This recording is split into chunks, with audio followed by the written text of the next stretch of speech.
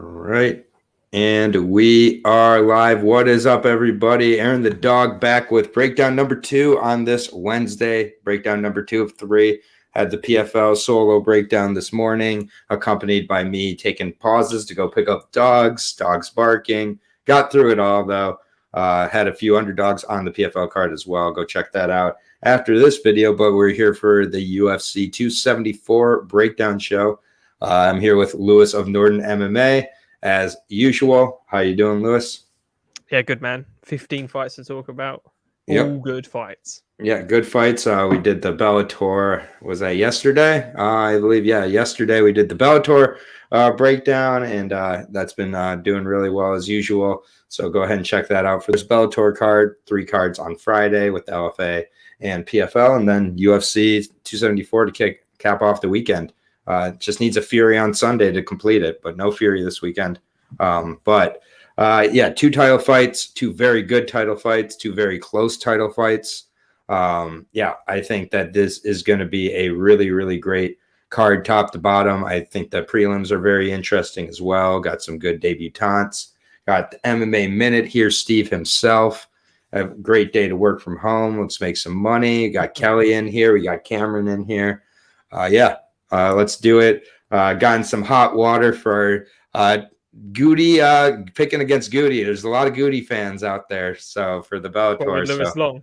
Yeah, and Lewis Long, is not. I trained with Lewis Long for a couple of weeks. So well, you don't know what you're talking about. These guys do. He struggled with Oliver in camp, so 3 years ago. So that means Lewis Long is washed. Visceral here as well. But also seriousness. But honestly, I'm pretty happy with how it's going. And you guys can totally disagree. We don't got to agree on every single fight. That is not the goal of anybody I speak with and anybody listening. 5-fight money line parlay at the end. Don't care if it's chalky. Okay, Zhongli, I will add a 5-fight money line parlay for you at the end.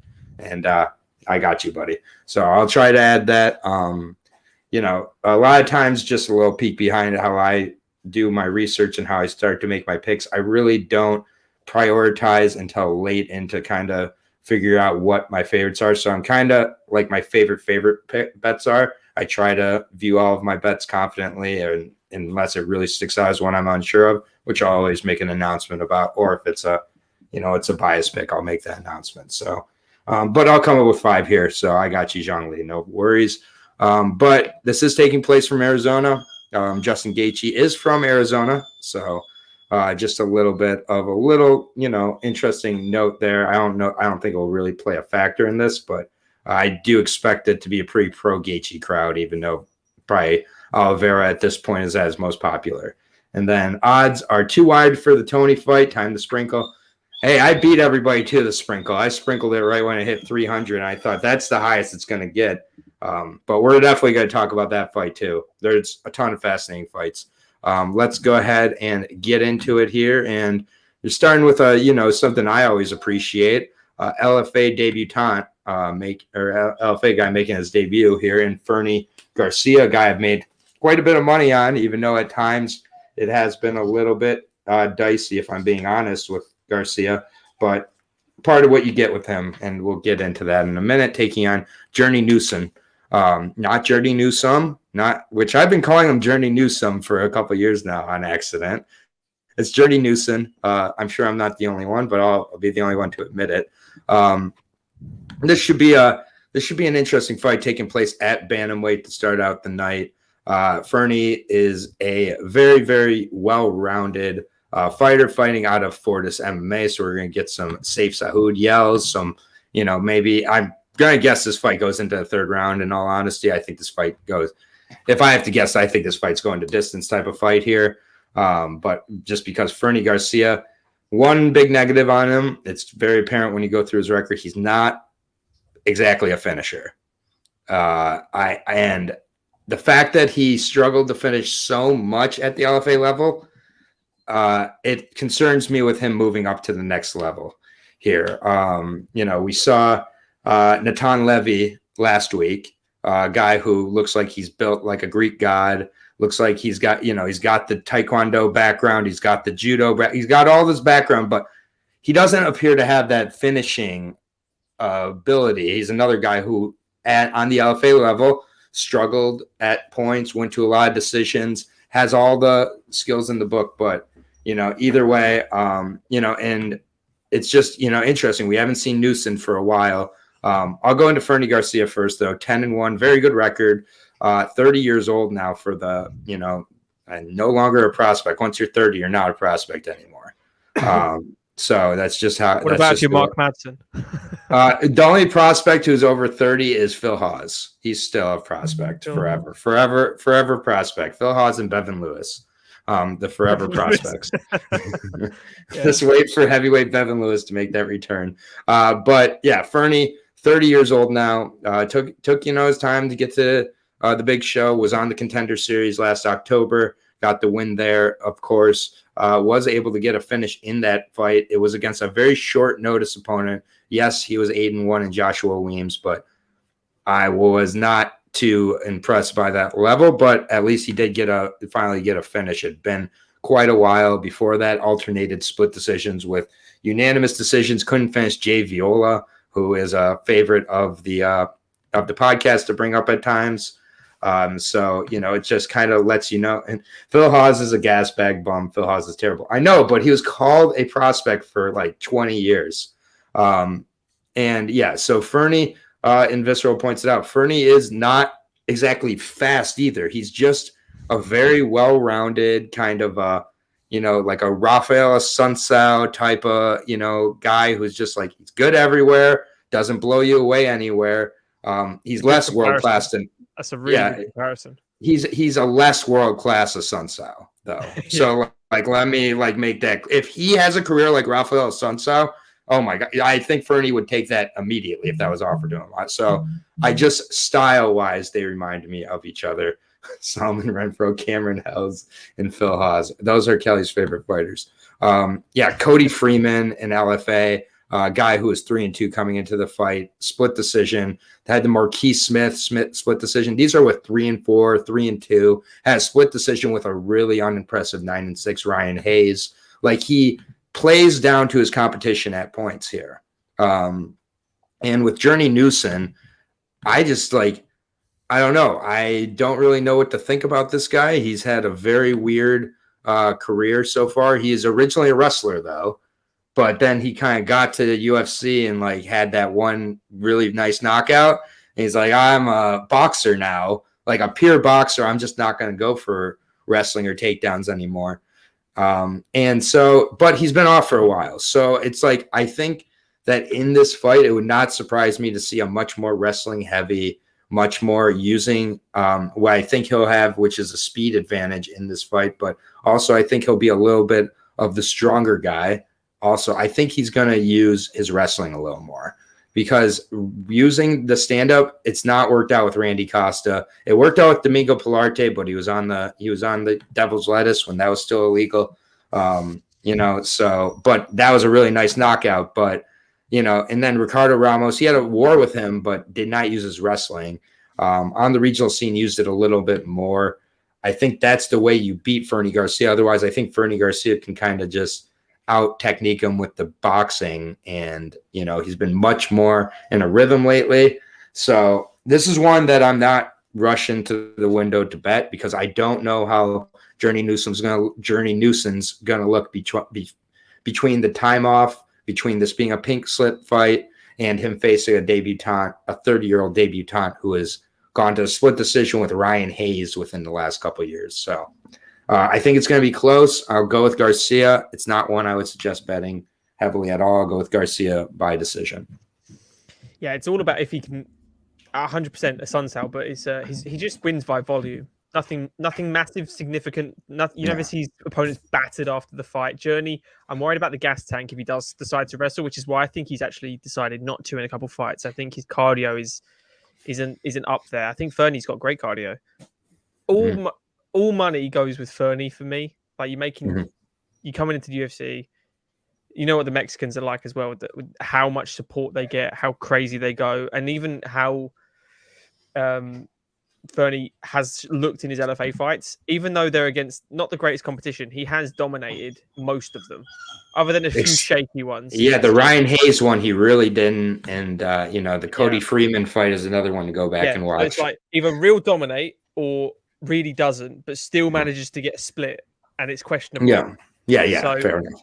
I like the Journey Newsom round 1, but after that, I don't see him wrestle fucking Fernie for 3 rounds because I don't think he's got the gas to do it. So I can see a live in-play kind of style for Fernie here. I am going to go Fernie as well. I think by decision, it screams decision if you're going to go Fernie. Yeah. I mean, Fernie's the type of guy that if you're betting a decision, you're moving it up like 40 points. They're always going to be like a Caitlin Chikagian. Decision is basically the same price as the money line. Yeah. So right now, minus 150, plus 130 on Journey Newson. I mean, again, I wouldn't suggest betting this one heavily, but if you are going to bet it, I would side with the minus 150 on Garcia. Should be an interesting start to the night. Journey is also very low volume with regards to on the feet. So for every 4 shots Fernie takes, he's going to be firing 1 type of thing, 3-1 type of, I mean, that's what I expect. So unless he kind of can have a Cheeto style, a big moment in the, rounds, I think that Fernie should take the rounds as it goes. Dog or pass, if anything, here for Kelly. Yeah, I mean, if you really, like Fernie, I mean, I think minus 150 is not terrible either. So next fight of the night, one of my favorite fighters, female or male, Lupita Godinez, taking on Ariane Cornelossi. And I'll just, avoid the juice, mention after that, but that's all I gotta say about that. It's definitely one of my big concerns here. I've taken Paulo Costa's arms and put them on a 115-pound woman. With 61-inch reach, so they like shrunk them down too. But she's definitely a specimen. But the impressive part about her is she's not only a specimen, but she has pretty good gas. Like you look at her and you're like, oh, she's got 5 minutes of gas. She's got quite a bit of gas. You see throughout her career, late finishes at times, second, third round finishes. She's gone to a decision a few times as well, which I always like to see. You see a third round finish before getting signed to the UFC. She got stopped by Angela Hill, albeit by a cut, so kind of not stopped.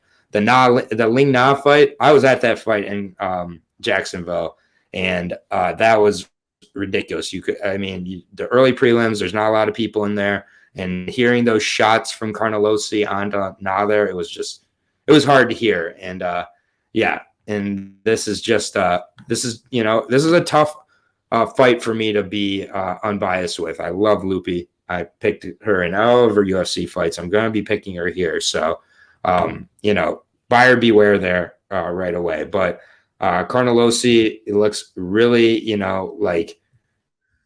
she seems to. And then I got into it. All right, hold on. So Kelly got into it with her on Twitter, and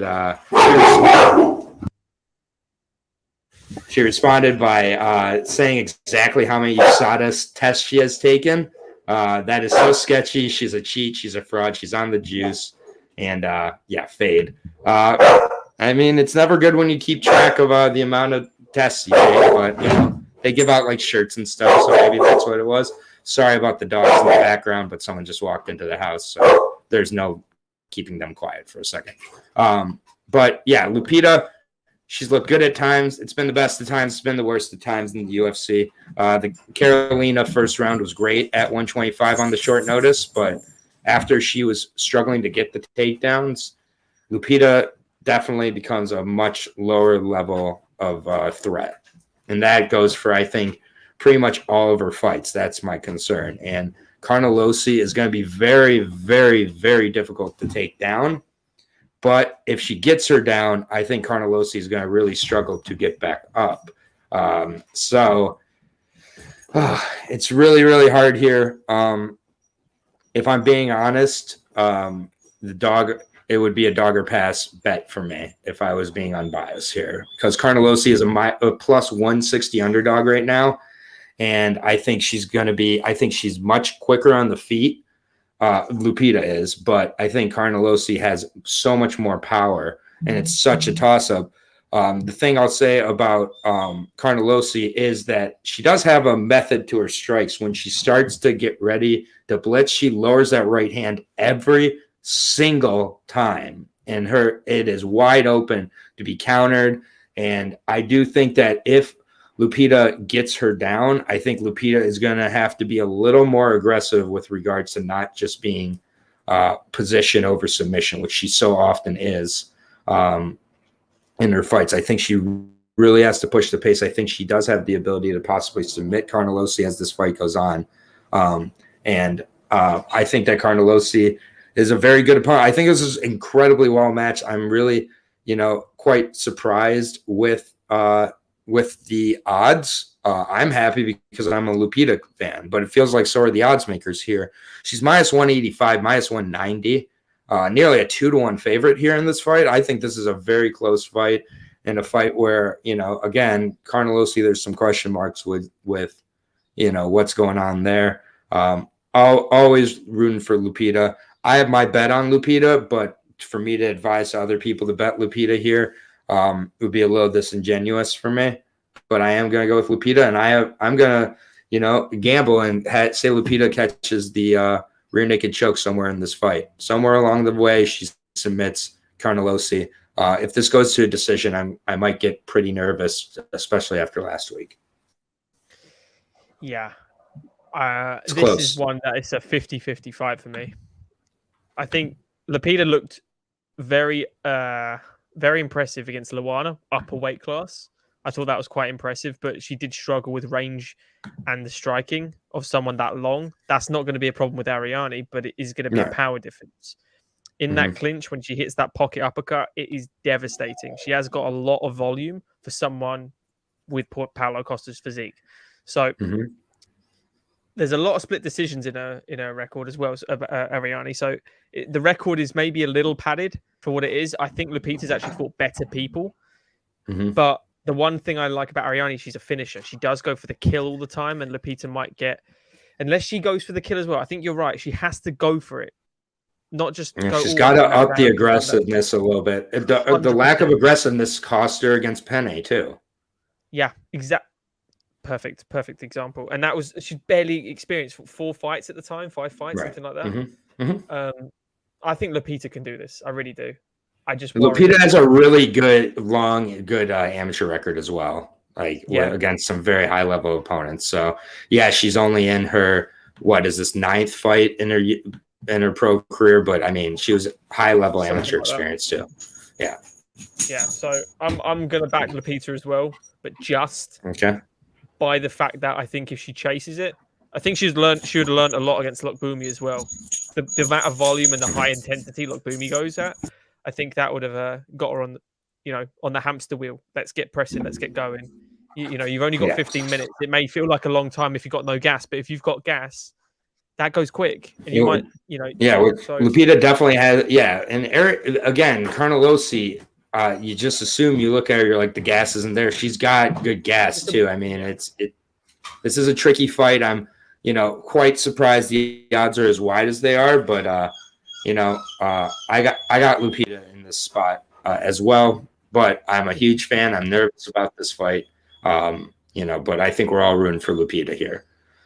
So Kelly, is he quoting Dodgeball there with the beaver tranquilizer? Yep. Yeah. Bernice. God damn you, Bernice. Bernice Carnelossi. Next fight here. We're moving on to the 125 division. Sorry about the pup in the background, but he, it just doesn't get the art of a breakdown show. But we'll work through it here. But CJ Vergara making his second UFC appearance against Clayton Rodriguez here. KR is his nickname. KR versus CJ. 7-1 versus 9-3-1. This is a very interesting and good fight here. Team Nogueira for Clayton Rodriguez, 5'6", 67-inch reach. Still only 26 and a half years old. Has a ton of fun tape, ton of highlights. Took a few years off before his Contender Series fight. Came back. Didn't seem to really miss a beat here. Rodriguez is a good parlay piece. I'll talk about that in a minute. But we're going to talk about CJ Vergara first. 9-3-1. Lost his last fight in November at Madison Square Garden. I was there. He lost to Ode Osborne and made a good showing of himself later in the fight, but really started out very, very shell-shocked, very, really just not looking like himself. I picked CJ Vergara for that fight. I'll be completely honest. I picked him over Ode Osborne. I did expect him to drop the first round. I didn't expect him to drop the first two so emphatically. And then, did make a good showing of himself in the third round. But, again, CJ, I think, is someone who's been a little bit underestimated at times. He was a huge underdog in his Bruno Correa fight. I was all over him there as well with the Contender Series. That's how he punched his ticket in. Even the Jacob Silva fight, he got dropped in the first round against Jacob Silva. Jacob Silva is by no means high level. We saw Jacob Silva struggle in the Contender Series and all that. But, he has a way in several of his fights of being behind and coming back and winning in the second, third round. He turns it up as the fight goes. He's a very slow starter. And I think that definitely is a spot where Clayton can take advantage. And Clayton is very much not a slow starter. So Ode Osborne, also not a slow starter. He got out to a huge lead, and it was too much for CJ to build on. I could see Clayton having a similar type of approach here, but this is his UFC debut. Still only 26 years old, has had one fight over the last couple of years. And it was against Santo Curtalo, and that was a short notice replacement. Would have loved to see him against his original opponent of Jake Hadley, or, like that. You want to talk about a scrap that I want to see at some point, Jake Hadley versus Clayton Rodriguez. I would love to see that. That would be incredible. I don't know. I would probably have Hadley in that spot, frankly. So definitely had a break there. Again, Curtalo was originally supposed to go against Adashev back in January. And I guess the fight just sizzled out. I wasn't able to find why, but hasn't fought since September of last year. His fight before that was in October of 2019. Faced a so-so level of competition moving up. But yeah, he's looked very, very good. This is one I've seen a ton of people who, are kind of discrediting CJ Vergara a little bit too much for my liking here. Rodriguez came in and fought a guy on very short notice for his first fight in 2 years, and he didn't look good there. He is very well-rounded, but still kind of curious to see how he handles this fight here. I think CJ Vergara can really make this fight interesting as it goes along. I think Clayton probably ends up building too much of a lead here. I'm going to take Clayton, but I'm definitely not as confident as a lot of people who I've spoken to about this fight. I would like to warn them, CJ can win ugly, and I think that is a tremendous skill to have as an MMA fighter, because in the UFC, it will get ugly at points. It will, get in. So the line, I think, is off here. I'm going to go with Clayton Rodriguez. It's getting up in the minus 400 territory, plus 270 for CJ Vergara, and that to me is way too wide. So if you're going to use it, you're going to have to parlay it, but it's not as simple as I think a lot of people are saying. That being said, I'll take Clayton Rodriguez by decision. Do you think he can finish Vergara, or do you think it would go the distance? Because Vergara, as you say, when it comes to like a 7-8 minute mark, he finally turns it on. If he just turns it on a bit before that, right, he can take these fights. But I'm worried about the jiu-jitsu of Rodriguez here. I mean, the thing is, so we go to Vergara's career. Ode Osborne was hitting him with everything in that fight, and while CJ was behind, he wasn't ever in danger of being put out of that fight exactly. But I mean, I think for Clayton, he's going to have to use the striking, because I think that I could see him certainly clipping or catching CJ Vergara and then doing like a club and sub type of, finish, or rocking him and finishing him on the ground that way. But I'm not sure, CJ Vergara is a pretty stout defensive wrestler as well. So I'm not sure how Clayton gets it to his jiu-jitsu. We're going to talk about in the main event how Oliveira, the reason he became the best fighter in the world is he achieved the goal of all Brazilian jiu-jitsu guys in MMA, figuring out how to get it to the ground. He learned how to wrestle. So, there's a lot of unknowns here. fighters fight differently in their debuts all the time. The Contender Series is not the UFC. So this is a huge pay-per-view. We saw how CJ Vergara looked in his debut on a pay-per-view in his last fight. He looked like a shell of himself. That could happen for Clayton, who's had one fight in the last 3 years. So, but all that being said, that I'm trusting what I'm seeing on the tape. He's still only 26 years old, all of the above. I'll edge towards Clayton. I don't think it's going to be as easy as a lot of people think. Not only that, but they're trying to match him against other high rated people when he's only got 7 fights. Yeah, CJ Vergara is not the easiest guy in the 125 division. No. And against like Pereira, Adeshev, and Hadley, like you don't want to fuck with the Hadley and at this level. Hadley on the Contender Series is a brutal Contender Series guy to ever have been considered on that. Yeah, exactly. And it's no, I think Clayton will win. And taking time off, whenever these guys take multiple years off, they always come back and they look fucking amazing. They've just especially Brazilians. Man, they fine-tune everything. They're like, okay, I've got the experience, I've learned a lot. I wasn't great in the Contender Series fight, but let's go back to the drawing board, hit what I did wrong. I still got the win, which is great. When you can win and learn, even better. So yeah, I'm gonna go Clayton as well, but that line is crazy wide. Yeah. This is definitely a spot that if I saw someone taking a shot at Vergara at nearly plus 300, I'm not questioning that at all. No. So, this is a interestingly lined fight. Move on to the next one. We're keeping it small, and we're going to the female flyweight division here. We've got Tracy Cortez Ortega making her return finally to fighting. I wasn't sure if she was going to or not. Taking on Melissa Gatto. Melissa Gatto, her tape is not great from the regional scene. Like really bad striking, like single shots, gets taken down a lot of her fights, but kind of realized that why she gets taken down is she's a world-class Brazilian Jiu-Jitsu black belt.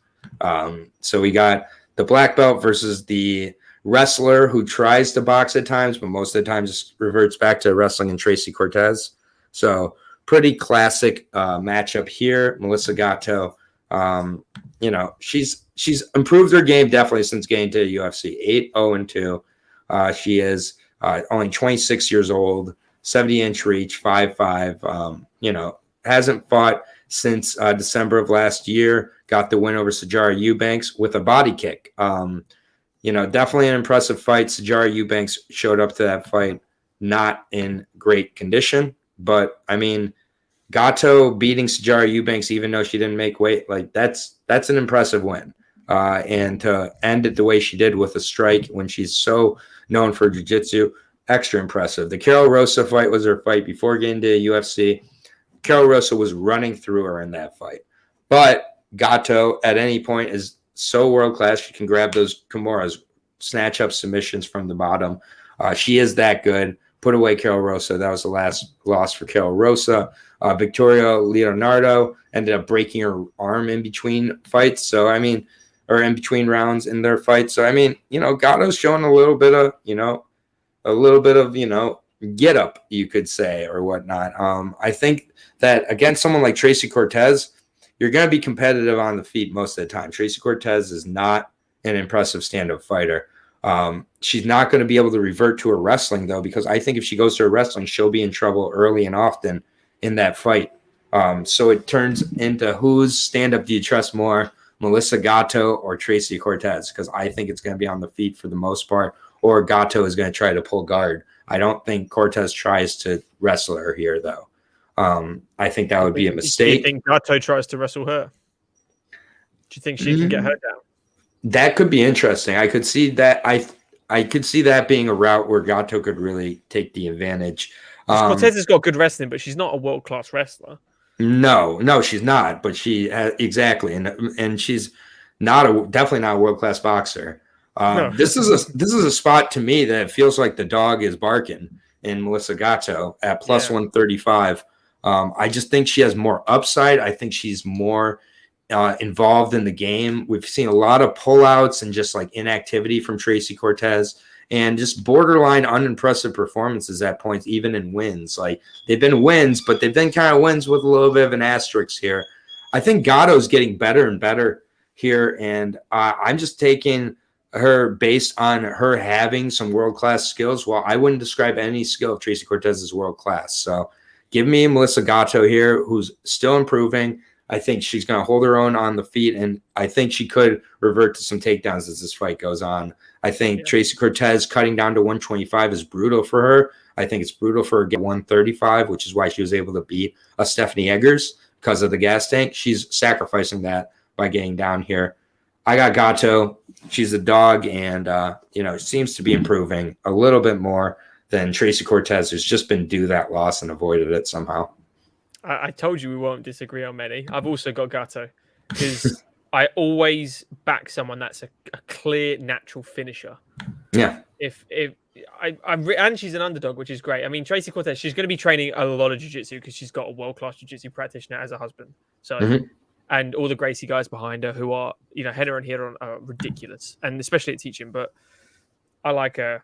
Who's steroid iCarly? Is that Melissa Gatto? I never watched iCarly. Sorry, Justin. What's that? What's iCarly? iCarly is a Disney Channel show that Justin probably still watches. Yeah. But I mean, it should be hopefully it's a good fight. I don't know if it will be a good fight, honestly. It might be very, very. Might see Brian Ortega there, though. That'd be cool. Yeah, sure. I mean, Brian Ortega has Tracy Cortez's name like tattooed on his lip or something. So there's that. That's cool. Yeah, I guess. I can't talk about bad tattoos, man. I got shit. Yeah, I can't either. I got none. Tracy Cortez minus 155 plus 135 on Melissa Gatto. We agree. We got the dog here in Melissa Gatto. It is our first dog of the evening. And we'll move on to the next fight here, and not much more to say than that.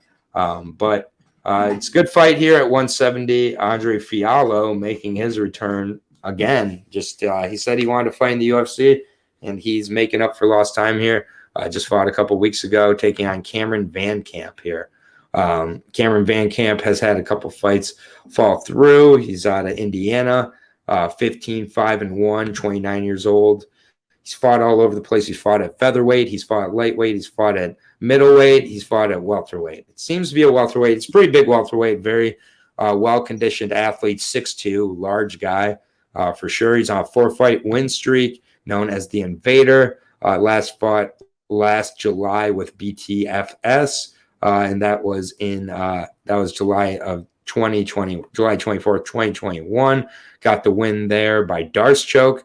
Quite a few submissions on his record. Beat Dan Stintigan, who's the guy who lost to Stephen Wonderboy Thompson in Wonderboy Thompson's UFC debut. That bald guy, he beat him in 2019. He was still going. Good for him. Was supposed to make his debut against Nicholas Mata. We all know how Nicholas Mata did. In that fight with Jim Miller. I think that would have been a little better of a spot for him. Honestly, Andre Fialho, absolute killer. We've seen him. He got guillotined by Thomas Gifford. That's not good. Cameron did. Lost to Bobby Volker in a 5-round fight. That's not good. In 2019, that's not good. Got submitted by Austin Hubbard. Not terrible, but, again, all of his high-level opponents he's lost to. His highest level win, Bryant Whitaker. Not too sure about Quentin Parks. He's beat twice, submitted twice, for the most part. Aaron Highbaugh, I got to see him against SD Dumas recently. He's an okay fighter. Knocked him out in 2017. He's got decent hands, but I do think that in a stand-up fight, Andre Fialho is going to eat him up. Andre Fialho does have some defensive issues, even in the fight, his last fight where he got the finish against Baeza. He took like 28 significant strikes in that fight. King, didn't he? He got hit with a clean straight right down the pipe. And that's my concern. It's like, honestly, it's like, obviously you're putting Fialho against Cameron Van Camp. If this is on a normal amount of time, it's like Fialho, and he's going to Fialho minus 500 probably. But he just fought, took some shots in that fight. And I mean, it makes me a little bit nervous, just a little bit nervous. It can't just be a completely easy pick here for the Portugal fighter, 15-4, fighting out of Sanford MMA. Just has been tailor-made for Sanford MMA. He looks so good. Lost to Michelle Pereira back in January. That wasn't exactly – yeah, that was a great fight. But it wasn't like he didn't take shots there either. Like he's taken, quite a bit of damage so far in 2022. But Cameron Van Camp just doesn't belong in there with him. And when your first two fights against Pereira and then, which was a close, competitive, very good fight, and Baeza, where you win that fight, Stefan Sekulic was his win before getting signed with the UFC, and he finished him. And we saw how Sekulic, was a tough guy. He has legit wins over some legit level of opponents. Fialho, I think, would have to have a real banana peel type of moment in this spot to lose. I'll just be honest. I think that he's going to walk down Cameron Van Camp, pressure him, and finish him in the first round. I think it's going to be another first-round TKO for Andre Fialho. He is one of my favorite plays on the card, parlay pieces on the card, even with the, lack of time off. 100% agree. Couldn't agree more. I think he's not the hands difference in this fight is massive. Absolutely massive. Cameron's best chance is to get to the floor, but even then, Andre's got very underrated defense work. He doesn't get taken down much at all, and if he does, he'll get back up and he will punish you for it big time. Agreed. He's also what Sanford's done for him is implemented the calf kick. He was pretty much just a clinical boxer, especially in the pocket.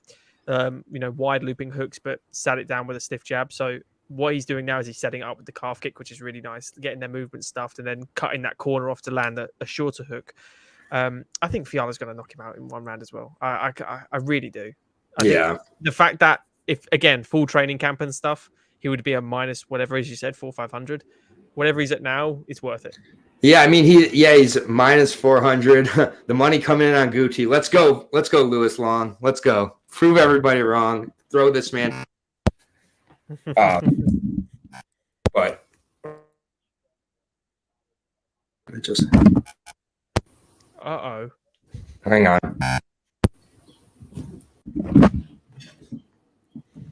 Sorry about that. Got too excited when I saw the Lewis Long comment there. But yeah, Fialho here. He's minus 400 still on the short notice. So yeah, Van Camp is a hick from Lebanon, Indiana. I'll take fellow Indiana Kelly's word for it. I believe Kelly's from South Bend. So that's all American talk there. Don't worry.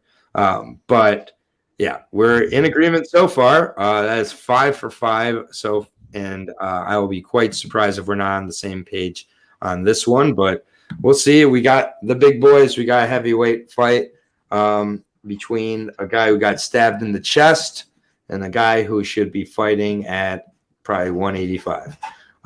But here we are, Marcus Rogerio de Lima versus Blagoy Ivanov in this spot.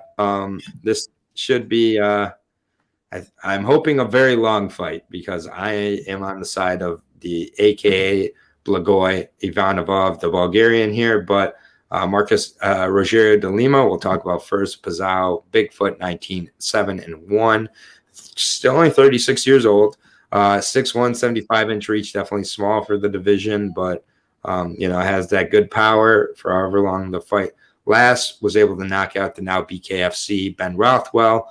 Went to a decision with Green, probably the only guy in the heavyweight division he could win a decision off of. Otherwise, he needs to get to the finish. Alternated wins and losses with Adam Wazorek, who, again, he got a decision because Adam Wazorek is Adam Wazorek. And then lost to Stefan Struve, my boy. Got submitted by him. Knocked out Ben Sosoli. Got choked out by Romanov. Rothwell knocked out in the first round, 32 seconds. Now, sure, he can come in, and if he just flatlines Blagoy immediately in the first round, then congratulations, Marcus Rogerio. Good for you. But, yeah, for me, I think that this is a terrible matchup for a guy like Marcus Rogerio, a guy with not a granite chin, like something way harder than granite, though. Blagoy is made of bricks. Like, he just doesn't feel anything. And I just – I have a hard time even imagining seeing him get knocked out. Like, it just doesn't seem like it can happen. He does, even when he gets hurt, it's like he just stays the same stoic type of guy. I think he's been knocked out, has he? Yeah. He definitely had. I'm just saying, like, I'm not saying he can't be knocked out. I think, he definitely has been knocked out. Hasn't been knocked out in the UFC. Ivanov? Ivanov has not been knocked. No, Blagoy has not been knocked out in the UFC. No. I mean, like, he's not been knocked out at all. No, he was choked out by Volkov. Sorry. Yeah. I was gonna say he's never been. That's why you can't remember it, because it hasn't happened. Yeah, and it's just, he's gone against some very, very hard hitters. Guys like, Sean Jordan back in the day could bang. Ben Rothwell, Tai Tuivasa, getting decisions against him. The way I look at it is Derek Lewis went to a split decision with him. It was a very close fight. Augustus Sakai went to a split decision with him. Close fight. Those guys aren't knocking you out. Marcus Rogerio de Lima is not. And Marcus Rogerio de Lima has 2.5 minutes of gas. After that, Blagoy is just going to pin him against the cage, take him down, tire him out, beat him up, probably take a decision. Blagoy is probably not going to finish. He's not much of a finisher, but I think he's just going to work him, and we're going to see 30-27 or 30-26. Something, just a dominant decision here. I'm all over Blagoy after the first 30 seconds. Yeah, it's hard to disagree, to be honest, because of Rogerio's gas tank. It really worries me. He definitely should be lower in weight class. The Sakai fight as well was very close, but I like Ivanov. I think Blagoy's good. He's a big, powerful puncher as well. Got some heavy wrestling game. So, yeah, I mean, I can easily see him slamming Rogerio down. I think Rogerio is one of the few Brazilians that uses no jiu-jitsu. So, he needs to take a long, hard look at himself if he gets decisioned by someone like Blagoy, because Blagoy isn't world-class either. And it's pretty funny how Blagoy has a 73-inch reach. He has a 2-inch reach disadvantage here in this fight, 73 and 75-inch reach at heavyweight. You don't see that low, too often. 73. 73 and 75. I'm 6 foot, 174 pounds, and I have a 72-inch reach. Yeah, so you have a 1-inch reach disadvantage to Blagoy Ivanov. But even Blagoy has a lot of experience against hard hitters, and he knows what to do with them. Take them down, he can submit them. I could see a submission for Blagoy, and I'm sure the submission another forearm choke, or a key lock, an Americana, like a straight arm bar type of thing. Yeah, you can just put your weight on Rogerio and he just goes out. That's what Romanov did. Yeah, just all his weight into a forearm and went, now what, bitch. Did you notice that Romanov weighed in at like 235 last fight? He lost some timber, didn't he? Yeah, I was like, wow, 235 Romanov is still doing the same. Yeah, he's still doing the same shit too. Like that's interesting. Romanov at 205. Do we see it? I mean, he's 30 pounds away right now. He could definitely make it down to 205. Yeah, he's like Daniel Cormier before he started cutting. That's what I'm saying. White Daniel Cormier, Romanov. Like Daniel Cormier. Like in every way. But I'm very confident in Blagoy here. Minus 150. It's one of my favorite parlay pieces on the whole card, and you're getting value for it too. You can bet it straight as well. I mean, Blagoy is, I would say Blagoy's world class, honestly. Like, I'm not saying top of the top, but he's world class. Like, there's a he's in the class. He's not the best, but like he's really good. I would say it depends what world class is in. Like, high level. He's high level. He's very high level. Yeah. Like, is he going to be in a top 10? They're world class to me. And if you get into a top 10, then you. I mean, Shamir Abdurakhimov is still in the top 10, right? Yeah, but that's just nonsense. So maybe he could get Shamil's. Maybe I'm gonna have to say like top 8. Yeah, like top 10, sure. Yeah, top 10. Marcin Tybura is the lowest. Yeah, he's just short of Marcin Tybura. He's just short of that. But yeah, I mean, I do like Blagoy quite a bit here.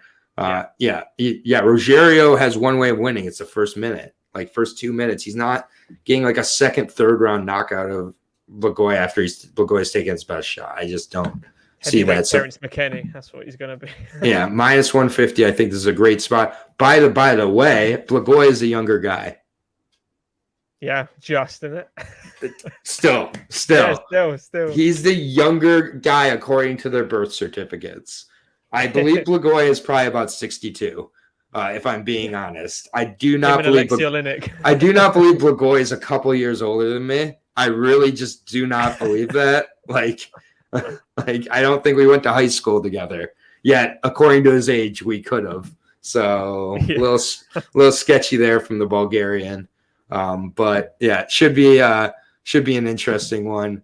These prelims are getting more interesting as we go. I'm really excited about this next fight at 125. One of my favorite guys in the division, or really any division, Brandon Royval. I love this guy, Raw Dog. I've loved him since he got into the UFC. He's had a little bit of a slow up with some injuries and facing the former champ and stuff like that, but there's no real shame there. I mean, he's still a very exciting prospect. Had a great result with Kaikar France. That's only aged better and better. Taking on Matt Schnell. This is just a high-level, dangerous fight for both guys. I think it's action wherever it goes. On the feet, it's going to be action, closely contested. On the ground, it's going to be action, closely contested. This is a closer fight than definitely than the odds are indicating here. I'll say right off the bat, Brandon Royval is a large favorite, minus 285 favorite in this spot. And I'm quite surprised. Matt Schnell, he's dangerous. It's just, I mean, his nickname is apt, Matt Danger Schnell. He, is very dangerous. He can be finished. He has had some knockout issues, loss issues in his career, training at American Top Team. 15-6, lost his last fight out back in May of last year. So it's been nearly a year since the Bontorin fight. That was close, man. That was a really close fight. Went back and watched it again. Not sure Bontorin won that fight there. Very, very close. So Matt Schnell definitely could be on a 2-fight win streak, but his Tyson Nam fight was very close and too close. And I kind of thought Nam won that. So it's like, he won the one I'm not sure he won, and he lost the one I'm not sure. So it all works out. Like, honestly, his record, for that stands pretty strong. The Pantoja knockout was nasty. He got knocked out clean by Pantoja. Pantoja, one of the best players at 125. But before that, discovered the triangle. Definitely has been working on the, jiu-jitsu. But finishing Luis Smolka and Espinosa, it's fine.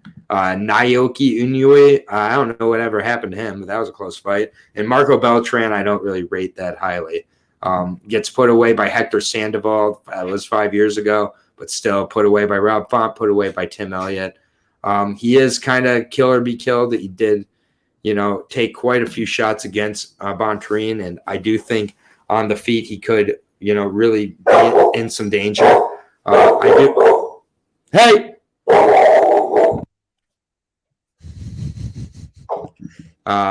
But yeah, that's great.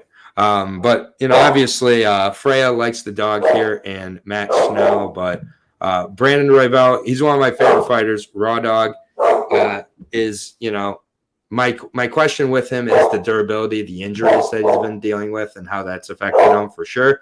But still 29 years old, 13-6 Factory X in Colorado. Always going to have a good gas tank. Rebounded in January with that win over Bontorin. It was a split, so both guys have had very closely contested fights with Bontorin. It kind of does let Pantoja put away Brandon Royval in the second round, so put away both these guys. Or Brandon Moreno, it was a scrap fest, but Moreno was getting the better of him. Kaikar France was having a good first round, caught him, quite a bit before Brandon Royval just threw caution to the wind and got the finish. That's like kind of the thing that works till it doesn't. I do think that Royval is going to have a little bit of an advantage on the feet. And I think on the ground it's close enough.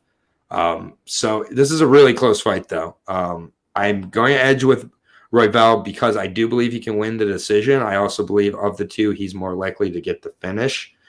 But minus 285 is crazy. I don't agree with that line at all. I think that's hugely disrespectful of Matt Schnell. I expect Matt Schnell to be the larger guy in this fight. Royval definitely one of the smaller 125ers and Schnell one of the larger. Both guys hit really hard as well. I could see Schnell getting the finish as well. So this is a close fight. I will go with Royval, but I don't like the price. I think physically Schnell has a massive advantage. I think he said stand up, like Royval probably has a slight advantage. I'd argue Schnell is better striking. I think it's just subjective though. I think Brandon's so good in scrambles. And when you're good in scrambles, you've got that Tony Ferguson-esque about yourself where you can just pick out someone from a weird Chinese puzzle situation where no one knows what's going on, but he does, clear in his mind. That's a massive advantage to have, because a lot of these 135, 125, 145 fights, they get tangled up. They go to the ground, they start rolling, and Brandon's really good at just taking opportunistic, moments. Yeah, if this gets chaotic, Brandon has such an advantage. If this becomes a chaotic fight, Brandon has the advantage, wherever it is. But off his back, Matt's got a massive advantage for me. I think Brandon's very good on the ground, very slick. But I think Matt's more traditional, more fundamentals. I think his striking has come leaps and bounds. He's got a little more power. He's just a bit chinny. I'm siding with Matt Schnell. I like Matt, and I like the fact that Alex Perez missed weight, and he said, "Fuck you, Alex Perez. I'm not fighting then." And I like that. So he's got an arrogance about him, a little cockiness. He's taken some big losses, but he's also got some really good wins. The Espinoza win, I thought, was a very good win at the time. Tyson Nam, I thought he'd win the fight. And I thought the Bontarin fight was a loss, but it was fucking close, because Bontarin is a physical specimen. So and Bontarin missed weight for that fight, right? Exactly. So yeah, I reckon Schnell can do this. I think it will be a decision. I think it'll be a 3-round decision, but it's such a fun fight, and I don't care who wins, but I like Matt Schnell probably a bit more. Just persona wise, so that's the only edge, and the odds are so ridiculous. I think they're crazy. I think this should be a pick'em. This should be like Brandon's got some wins, but you run him against Kai Kara 10 times. I think Kai wins 8. It was a very lucky is a horrible word to use because it was complete skill. Fortunate, fortunate is a better. Yeah, exactly. That is a fortunate win because Kai got a bit sloppy. There were a couple like that. Like he had Tim Elliott who fought Royval exactly how Royval needed to be fought in that fight for him to have that type of performance too. So I do think Schnell's able to mix it up a little more. I agree. The odds are off. I don't like this line at minus 285 for Royval, plus 215 on Schnell, 2-1 underdog. I get it. I don't think this is a crazy disagreement at all. The odds are off regardless of if Royval wins.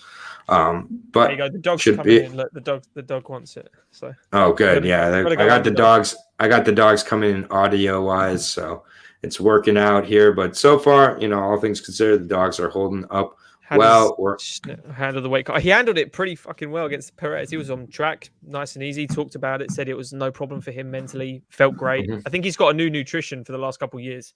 So yeah, I don't want to think about weight cutting when it comes. Yeah, the weight cut being, if the weight cut is part of your consideration for betting a minus 300, then you shouldn't bet the minus 300. Like if it's like we need it to be a bad weight cut for type of thing. So there's 4 cards this weekend. We still got the LFA coming up later too.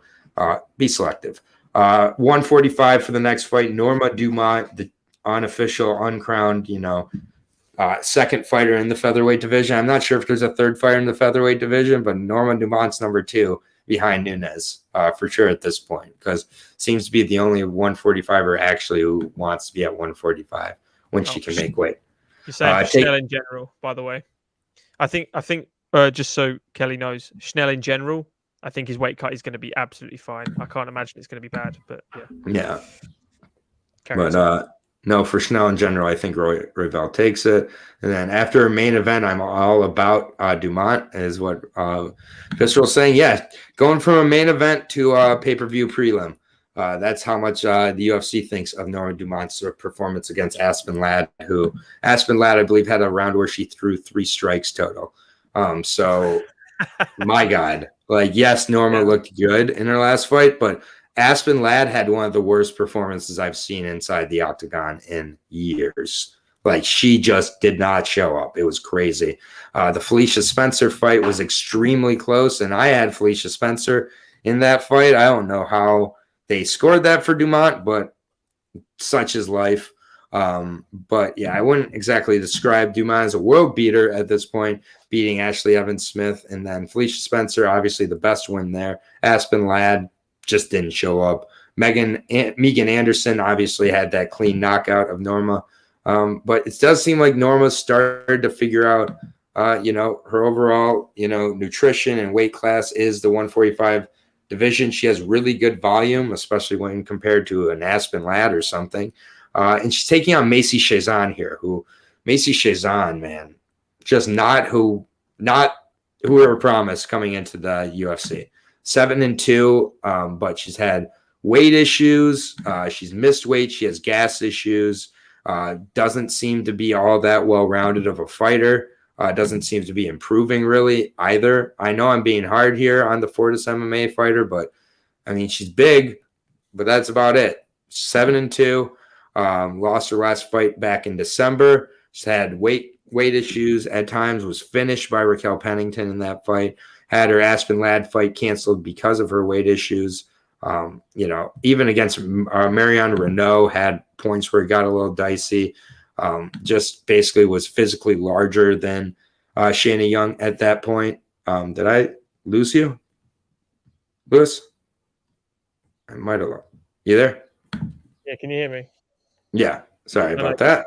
No worries. Yeah, so I was just saying with regards to Macy Chiasson, just a lot of different issues in and outside of the octagon. Has missed weight, had losses to Lena Landsberg in a finish against Raquel Pennington. Really seems like if she doesn't get that, get to be the bully early on, she does struggle. I get she has the Pani Kianzad fight on the finale. That was a great win, but again, was so much bigger than her opponents on there, and I just think she kind of used that advantage. The Sarah Moras fight, fine, but again, I think that Norma Dumont has a huge advantage with regards to volume, and with regards just overall MMA ability. I think Macy Chiasson is an athlete trying to learn how to do MMA on the run, and it's not working out well. It's catching up to her. So she's missed weight at 145 before. I can't trust Macy Chiasson, period. She is a mess. I think she needs to be an Invicta and figure out her career a little bit. I don't think she's ready for the UFC. And I think Norma Dumont's improved over her last few. So going from a main event to the prelims, give me Norma Dumont at -220. And I'll say by decision. Yeah, I mean, I'm trying not to overthink this one. I'm like, where is Chiasson better than Dumont? Nowhere. Right. So for me, I'm like, Dumont, as Visceral said, she just had a main event. She's just taken that pressure, thrown it away because she doesn't need pressure. Who needs pressure right now? Pressure's for tires. So she's completely dominated Aspen Ladd. It was a bad Aspen Ladd, but it's still Aspen Ladd. Still a lot of hype. She was not the favorite going into that one. No. And she turned her over pretty easily, to be honest. And Chiasson has a real problem with her size. Her gas is the major thing, and I think the volume of Dumont's just gonna. Yeah, her gas doesn't even get solved moving up the weight class either. That's just bad. That's just bad. She just doesn't have cardio. Yeah, that's just she's not prepared. So I think Norma's gonna outclass her for 3 rounds, just for pure volume, using the movement, just pick her off. Yeah, that seems to make sense to me too, and the fact that this line is closer than the Royval Schnell line is just crazy to me. Because I feel Chiasson just picks her up and slams on her head. Exactly. MMA. Macy Chiasson. Yeah, if you have the Macy Chiasson Rogerio de Lima parlay, you're getting paid. But people laughed at my Blake Perry one. Oh yeah, you're gonna hang on to that forever. Yeah, I am. Hey, you know what? That was a bum submission. I'll say it. I'll say that was a bum submission. It still counts. Cooper's a bum, mate. All the Coopers, Brett. All of them that aren't Bobby Cooper the third, they're all Wolf tickets. But we'll move on to the next fight here. This is a fight I'm very much looking forward to speaking with you about. Hot Chocolate Danny Roberts taking on Francisco Trinaldo here. And is this going to be the Arlovsky Jake Collier moment of the night? Is Trinaldo going to Arlovsky us? Is he going to do it? Trinaldo is still fucking good. That's the problem. He's 43 years old, though. 43 years old, taking on the, not young, 34, nearly 35-year-old Danny Hot Chocolate Roberts out of the UK here, 18-5. I'll be breaking down Danny Roberts first here. It's funny. It says his gym is still the Black Zillions, which I just find really just great. Sometimes I just love Tapology. 6'1", 74-inch reach for him for the welterweight coming off. I would say an impressive split decision against Emiv. It's hard to beat Ramzan, period. So split or, whatever, had to really stay out of some grappling positions, good striking. in the fight and everything like that. Against Imadeyev, just, started to really throw caution and win, really clean knockout there. At points, the caution and win hurts him. He grappled with Claudio Silva for some reason in that fight, which just, I had Claudio Silva, so I was happy to see that at the end of it. But a little bit of a question. Bullshit. He didn't tap. His arm wasn't broken, and they stopped an arm. They just stopped it. That was like, but he was Kevin Lee moment, wasn't it? It was that he was grappling with Claudio Silva in round 3 when it's like, what are you doing? He was pacing Silva up, like when it absolutely pacing him. Right. So that's a fight, right there. The Pereira fight, threw caution to a win against Pereira and paid for it. Pereira was that Pereira's? That was his debut, wasn't it? Yes. Yeah.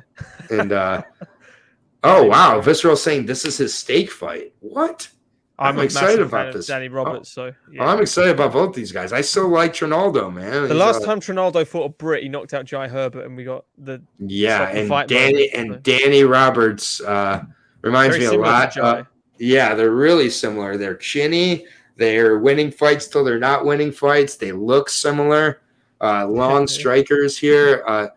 What I will say is a lot of times in that fight with, which is one of the fights I looked at for Trinaldo, I get he won it, but Trinaldo was losing that fight till he won it. So if Roberts can replicate a lot of that, I do see that Trinaldo struggles to cut off the cage against longer opponents at times. He struggles with these longer strikers moving up to 170. He's obviously got to face a whole different kind of, a whole different frame than he's been used to for most of his career. But, I mean, he's still got that off switch, power. He's still legit Muay Thai practitioner. He's still strong as hell, old man strength. That fight was in October, still fighting, 5'9", 70-inch reach. He doesn't care.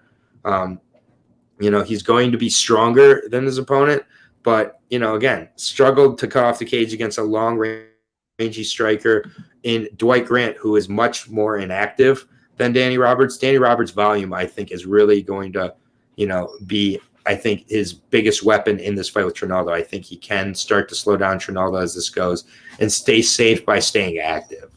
I think that for Roberts, that's the key in this fight. I don't think he's going to be able to knock out Trinaldo. I think this is going to be mostly a striker's affair here. And I just think Danny Roberts has what he needs to edge out this fight here.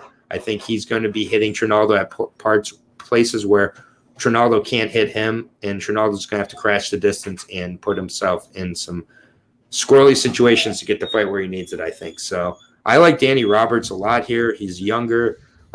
He's very experienced, and I think that he is smart enough to fight this fight the way he needs to get a decision win. So I got Danny Hot Chocolate Roberts as a underdog at -105. Very close fight, though. Pick him.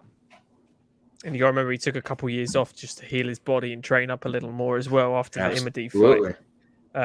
Yes. Yeah. The only issue is the switch that Trinaldo has. He fights almost like Yoel Romero at this point. He knows he doesn't get gas because he doesn't use his gas. He uses it in blitz moments. He does what he needs to do at the exact correct time. Danny Roberts isn't a young fella either. He's not got that Yoel Romero, Trinaldo, age bracket where he can just age forever and suddenly get younger. The Dorian Gray painting, as it were. But the volume and his cardio are his best weapons here. I'm only worried about him exposing his chin where he gets comfortable in the striking range. Where's Danny Roberts gassed? Because I see Visceral saying he sees them both gassing. I mean, I can his cardio is phenomenal. His cardio is one of his biggest strengths. Yeah. I think if anything, it's the chin could give in. Yeah. But not the cardio. He gets reckless with his hands, and he could get hit in that forehead spot like Jai Herbert and just do the robot. Just chicken legs, man. Yeah, absolutely. That is Trinaldo's gift that's going to go last. I just think even if you hit him like 20 times in a round, Danny Roberts, he's still going to win the round. That's the output of Trinaldo. I don't think he's going to entertain any form of grappling. He's going to try and make it just a straight kickboxing fight, and I think his volume, his precision, it's going to be more than enough for Trinaldo. Mm-hmm. But there's always that kill switch. I'm not going to bet on a kill switch, but I will be gritting my teeth and doing this the entire fight. He could easily Don Magic where he's winning the first 2 rounds, and then all of a sudden there's the third round off switch comes, and you're just like, oh my god, he was winning till he wasn't. Yeah. So yeah, it's a closely lined fight. I'm seeing -110 on other sites, -115 for Roberts. I got him at -105 as a slight underdog. I actually am looking forward to this fight, Visceral. So, I don't think this is the stake fight at all. Maybe I saw the wrong fight that I researched. You might have done, might not have. He might have guessed in a fight, maybe with a bad weight cut or something. Can't remember it though. But yeah, I don't recall it either. One thing's for sure is that the next fight, the featured prelim, this one is definitely not the stake fight. If this is your stake fight, then I don't know. You haven't been watching the same fighters as I have, because Randy Rude Boy Brown taking on Chaos Williams. This is going to be a hell of a fight on Norton MMA right now. There's a breakdown of this fight if you want to go check that out, 9 to 10 minutes. Super in depth with him and Steve of MMA Minute. But Chaos Williams, the Ox fighter here, 28 years old, out of Detroit, Murcielago MMA, just turned 28 too. So it just in that prime here, 6 foot, 77-inch reach, very, very athletic, one of the hardest hitters in any division in the sport, but definitely at 170. He has been very exciting. And one of the things that I've been particularly excited about with this fighter is the Matt Sullensberger fight, where he really showed he is able to, take the instruction, put together the game plan, and pace himself a little bit more. That's a hugely encouraging thing for someone like Chaos Williams, because the next fight he gets to finish in the 3rd round after, again, allowing himself to not rush into the fight, download his opponent a little bit, and he got the finish late in the fight. Something I like to see, especially after 2 30-second knockouts to start out his career. The fight with Michel Pereira, I think, taught him a ton.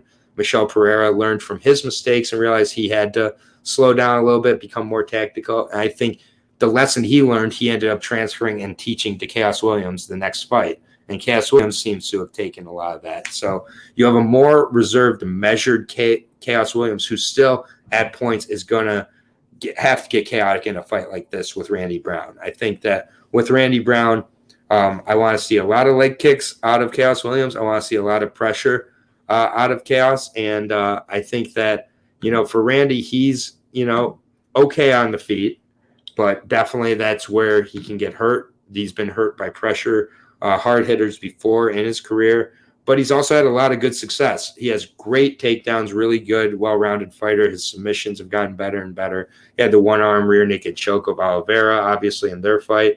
Oliveira was cracking him, though. And, I think that, again, someone like Oliveira, Randy Brown can get away with that. I think this is a fight that is less likely to be the case, though. For Randy Brown, I do think that if this fight doesn't get to the ground, he's going to get a little bit desperate and uncomfortable. And I think Chaos Williams finishes him as this fight goes. I know he's improving, but again, I don't think he's improving to that level. He's got very good, good wins on his record, the Barberina and Warley Alves, even though Warley Alves doesn't always show up. But, either way, I think this is going to be a really good fight. I respect Randy Brown a lot. I'm just going with Chaos. I think that Chaos could win a decision. I know that probably is very unpopular, but I do think he could win a decision. But I think he puts his hands on him, gets the pressure, and gets this fight finished inside 2 rounds. So I like Chaos Williams, and I like him by KO, -120 favorite. Yeah, I mean, I'll try and you've covered pretty much everything I wanted to say with Chaos, to be honest. I think if he uses his power with the low kicks, chops the movement, which is one of the greatest things Randy Brown does. He moves so goddamn well. He's been implementing that calf kick so damn well as well. You think against, was it Razak? I always forget. It's Abdul Razak. Mm-hmm. He landed 4 low calf kicks within 10 seconds and then straight down the pipe. Knocked him out clean. That's the sort of thing that's going to happen with Randy. You stop his movement and you get him into that little crease in the cage. Mm-hmm. The pipe is where it is. Straight down the middle, precision shots. No hooks, nothing messing around, just a clean 1-2. And it's so much power. And then if he follows through with the 1-2 as well, he hits the left to the body as well, straight to the kidney. Liver shot, rather. I really like Chaos Williams in this. Randy has all the opportunity, but it's going to have to get messy in the second and third, scrambly on the ground for me. I don't see him hurting Chaos in the stand-in. I think Chaos is way too strong and powerful. He could easily take on middleweights, I think, with his power. He's devastating. Yeah, I agree. I think, stop Randy's movement, clean strikes down the middle, hit him with the liver shot on the way out, and I think Randy's going to crumble. I've got chaos, but I've got chaos round 1 is my prediction. Like, I think he's just going to make a huge statement. Yeah. This is a very closely lined fight, though. You know, Randy Brown does definitely have ways to win, but on my video so far, it's not done crazy yet because it normally picks up Friday, Saturday. But so many people are on Randy Brown here, so many. So I'm shocked he's an underdog, to be honest. Yeah, it could switch easily by fight night. It's definitely very close, nearly a pick 'em right now. But that is going to lead us to the main card. We start out with the legacy fight here at 155. Joe Lauzon and Donald Cowboy Cerrone. This is proper matchmaking. These guys should not be fighting anybody besides each other at this point in their careers in the UFC. So I am totally fine with this matchup here. We can go. Why? Rest in peace, Joe Lauzon. Oh, interesting. I don't know about that. I think that both guys are pretty washed at this point. My concern is Donald Cerrone has been fighting more regularly. He has 11, 12 more fights than him overall in his career. 9 more fights than him in his career. I think that of these two guys, Donald Cerrone's taken way more damage. And I mean, Joe Lauzon, his last performance was pretty damn good. JSP, baby. I was there. I was in Boston, and he came out and absolutely lit up Jonathan St. Pierce, who has gone on to be pretty damn good in the UFC so far. It seems like Joe Lauzon taught him quite a valuable lesson. And after that, Dana was like, "You're done." That was in 2019. He's now 37 years old, and he's coming back for one more fight here against Donald Cerrone. I can't imagine he's going to fight too much more here. Before that, he was absolutely – the brakes were beaten off him by Chris Grutzmacher. He was finished by Clay Guida. Not just finished, knocked out in 1 minute by Clay Guida. Knocked out and it was the reason. And the response to knockout was like he didn't have a choice. He shut off. He got shut off by Clay Guida in a minute. That is just, definitely some concerns there. Split against Jim Miller and majority against Stevie Ray. Again, these are all 5 years ago, though. It's hard to even think. In the early 30s, now he's late 30s. Yeah, so it's just like a totally different guy. These guys, I think, are going to go in there and just, scrap. For me, Donald Cerrone has a massive advantage on the feet. Joe Lauzon has a massive advantage on the ground. What weight is this at, by the way? Is it 170? 170. So then, just like the size difference, dude. The size. I mean, Donald Cerrone is going to be so much bigger. It's just crazy, and I just don't think I get Joe has surprising pop to his shots once in every 5 years, and it has been like 5 years since we've seen that pop. And he opens up really well in the first few minutes, whereas Cowboy don't. Yeah, exactly. He's a quick starter. Cowboy isn't. As this fight goes on, I'm not sure how Cowboy's going to look. I'm not sure how serious Cowboy is taking training at this point. I know he goes to BMF Ranch where he trains with Kelly's boy, Cameron Else. He trains with Sasha Palatnikov. This is the level of guys coming to BMF Ranch. This is not 2012 anymore when the BMF Ranch was a place to go train. You see Donald Cerrone very often at places like UFC events drunk. You see him at other places drunk. How much is he training? Straight up, man, I got Lauzon in this spot. I think Lauzon sparks him and puts him away, either by KO or submission. But I think Lauzon puts him away. I think that at least Lauzon's taken a couple years off to recover. Donald Cerrone just keeps fighting, keeps losing. Last fought in May, 5 straight losses for Donald Cerrone coming into this fight. Sure, it's great that he's going to be a little bigger at 6'1", but I don't know if it's going to be a good type of bigger. And was put away by, submission in both of his, grappling events. So it's like, yes, he's grappling, but I think he's just grappling because he's bored. He was knocked out by Alex Morano in that fight clean. Nico Price definitely, beat him up quite a bit in that fight.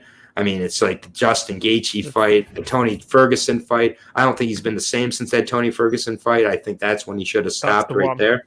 Yeah. And it's just he purposely blew his nose to get out of the fight. Like that, he knew what he was doing. And he's just not been the same. Lauzon has been off since one of his best performances in a decade. And at least I am not questioned if he's severely compromised coming into this fight. I think Cerrone is severely compromised still. I think Lauzon has the pop to get it done early and put him away. So I got a first-round submission for Joe Lauzon here. I mean, if it's rides off into sunset. If it's at 155, I actually like Joe Lauzon in the first round. If it's at 170, Donald Cerrone has taken the longest time off that he's ever taken off, I think. Oh, it's at 155. Okay, then it's a tougher thing for Cerrone. It is tougher. It's even tougher, yeah. Okay, my bad, Visceral. But I still like Donald in this. I think rounds 2 and 3, he's a much technically better striker. Grappling it is at 155. Jesus. I just assumed it was at 170. My fault. Yeah, I mean... Yeah, that's my bad. Lauzon's looking a little better in my eyes now than not so much rest in peace. But my original thought was I think Donald has more than enough still to get it. It's mad that he's older, but he's taken a lot of damage. But again, the Nico Price fight was competitive. I know he lost. I don't know why it was a no contest, but it was I thought it was a draw or something, but it was very competitive. Morono, I don't like that one at all. So, but again, it's so long ago. It's so long ago now. I don't know what kind of Donald Cerrone we're seeing. He's taken time off, which he never does, which is a good thing. He's got kids now. So we're going to see maybe him and Joe looking for that one last fight. You'll see Cowboy give everything. I like him, man. Think back to the Mike Perry fight, and that's all I have in my head of the viciousness. He was like trying to prove people wrong, where he just snapped his arm in half, and it's the grin to the camera. Head kicking Alexander Hernandez, who disrespected him.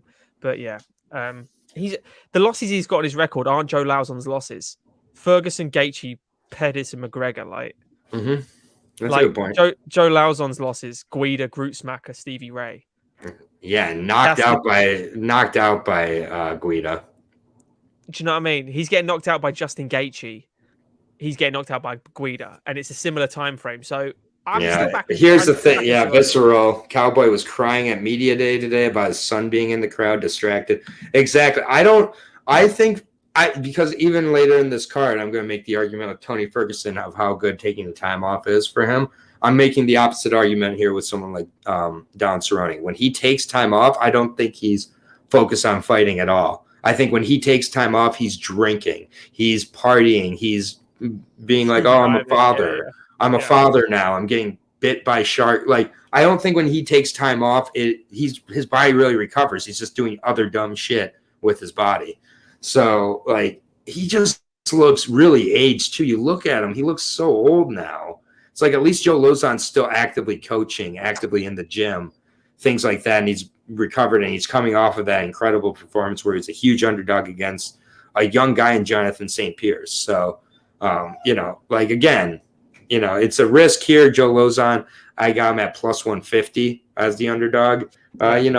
I think it's a good spot here, but we'll see. I hope it's all fucking war. That's what I hope. Yeah, I hope it's a war. I hope it's both and guys. They both fucking retire. Just stop now. Yeah, just please stop. We can actually say that for the first 2 fights of the night, because the next fight, is just what is this? See, this is a steak fight. This is your steak fight of the night. OSP versus Shogun Rua. Shogun Rua hasn't had a 3-fight win streak in the UFC, and God knows how long since he was champion. Yeah, it's just like talk about it. Yeah, his resume has not aged really all that well. He is 40 and a half. He is 40 and a half, Mauricio Shogun Rua, and he's coming back for some reason for a rematch with OSP. Who asked for this? 27 and 12 and 1. I can hear the steak sizzling. Lost his last fight in November of 2020. Still wears the boy shorts, even though he's long past the days where he should be wearing those. But that's okay, I respect. No, it's showing his age, and it's beautiful to see. Yeah, in all forms. Tap the strikes against Paul Craig. That was his last fight. November of 2020. That's not the way you should tap to Paul Craig. His other fight with Paul Craig went to split. There's no shame there. Paul Craig's on a, Paul Craig beat revitalized. him in that fight as well. Let's be clear. Paul Craig. Oh, beat I him know. twice. Yeah, exactly. The Tyson Pedro fight, I mean, talk about a huge disappointment there. I remember I was all over Tyson Pedro. He was doing really well in there until all of a sudden he wasn't. With Shogun, got destroyed by Anthony Smith. The type of guys he's beating, the split decision over Corey Anderson, that ages well from 2016. But, I mean, gets put away. He's been put away in each of his last 4 losses, all by KO. The dude just doesn't have a chin at this point. He's taken a lot of damage. He's going against a 39-year-old OSP who's very inactive with his striking, likes to strike on his back foot. He does that counter left as he's backing up often. 25-16. He's been up at heavyweight. Now he's back down at 205. I definitely think OSP should be at 205 if he's going to continue to fight. He's famous for a close fight against John Jones, unlike Shogun Rua, who did not have a close fight against John Jones. OSP's I don't really know what to think about this fight. I think these guys are gonna. I don't see this being a war. I think these guys are gonna. I think this is the kind of fight. Earlier when he was talking about the Roberts Trinaldo fight, how it's gonna be one guy striking on the other guy, and then kind of each guy looking at each other and mirroring and gassing. This is that fight. This is the fight where that's gonna happen. I think that they're gonna over respect each other to start out. They're gonna tire each other out, and it's gonna go the distance, and someone's gonna win a decision that you're gonna be like, ugh. I wouldn't put $1 on this fight. I'm not going to put $1 on this fight. The odds are insane to me, but I also, what are the odds? I guess agree with it. Who do you think is the favorite? I would expect OSP. Yeah, OSP minus 250. Man, I want Shogun to win so bad, but yeah, OSP. If it gets gas, he's just gonna vom flu him. Yeah, he's gonna go to the. You think? Oh yeah, my God. I'm gonna say OSP by vom flu or the by Saint Preux. It's pronounced by Saint Preux. Yeah. Also, it was 2017. Shogun had a 3-fight win streak against Big Nog. Was it Big Nog or Lil Nog? I can't remember now. I think it's Lil Nog, sorry. Corey Anderson and Gian Vellante. And before that, it was 2007. And when he was champion, he was on a 1-fight win streak. Yeah. He came into the rematch off a loss. Yeah. He beat Coleman, beat Liddell, lost to Machida. Had that crazy Henderson fight. Yep.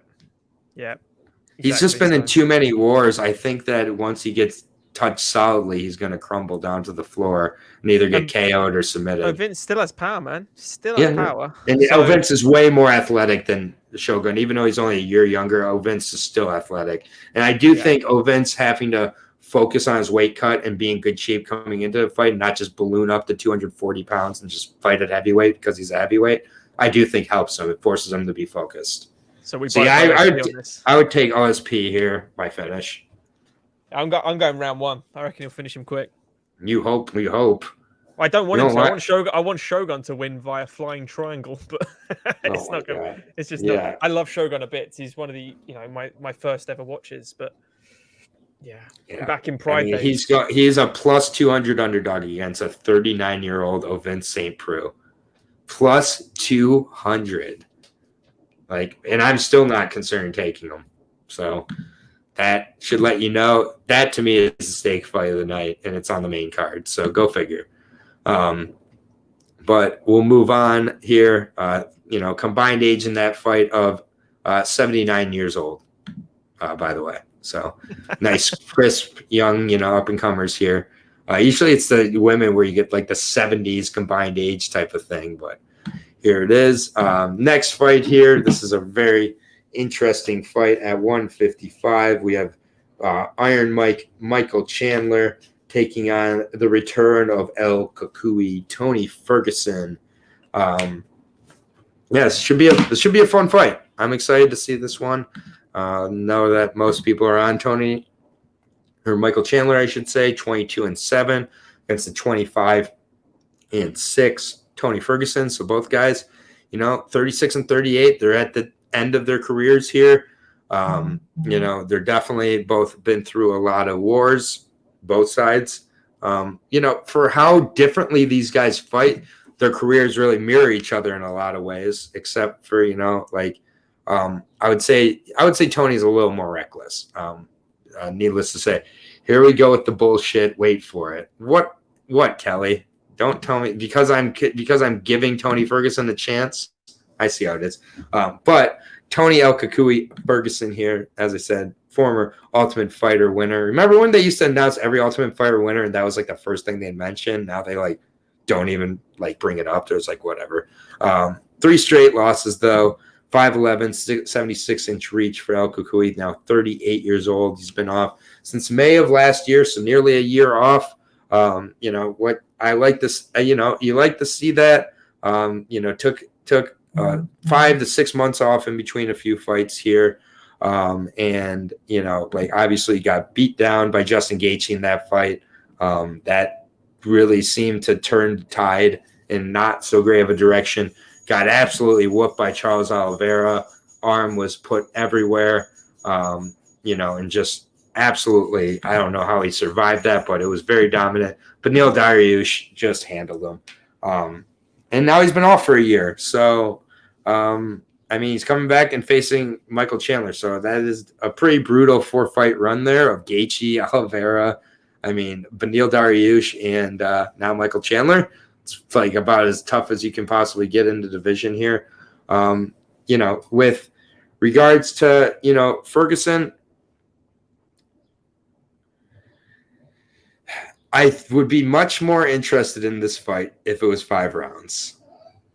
Because the number one tool Tony Ferguson, two tools Tony Ferguson has is toughness and cardio. Those aren't great tools to use in a 3-round fight. But at the same point, I would say if the likely finisher of the two of these guys is Tony Ferguson, I think that of these two guys, Tony Ferguson's more likely to finish this fight. I will say that. With all that being said, me big time. Really? Yeah. With how slow he starts, that surprises me. Bear in mind, Kevin Lee smashed him to the ground and mounted him within 2.5 minutes. Just that's all I'm thinking of. But didn't finish him. Because of a staph infection. Otherwise, fuck Tony Ferguson up.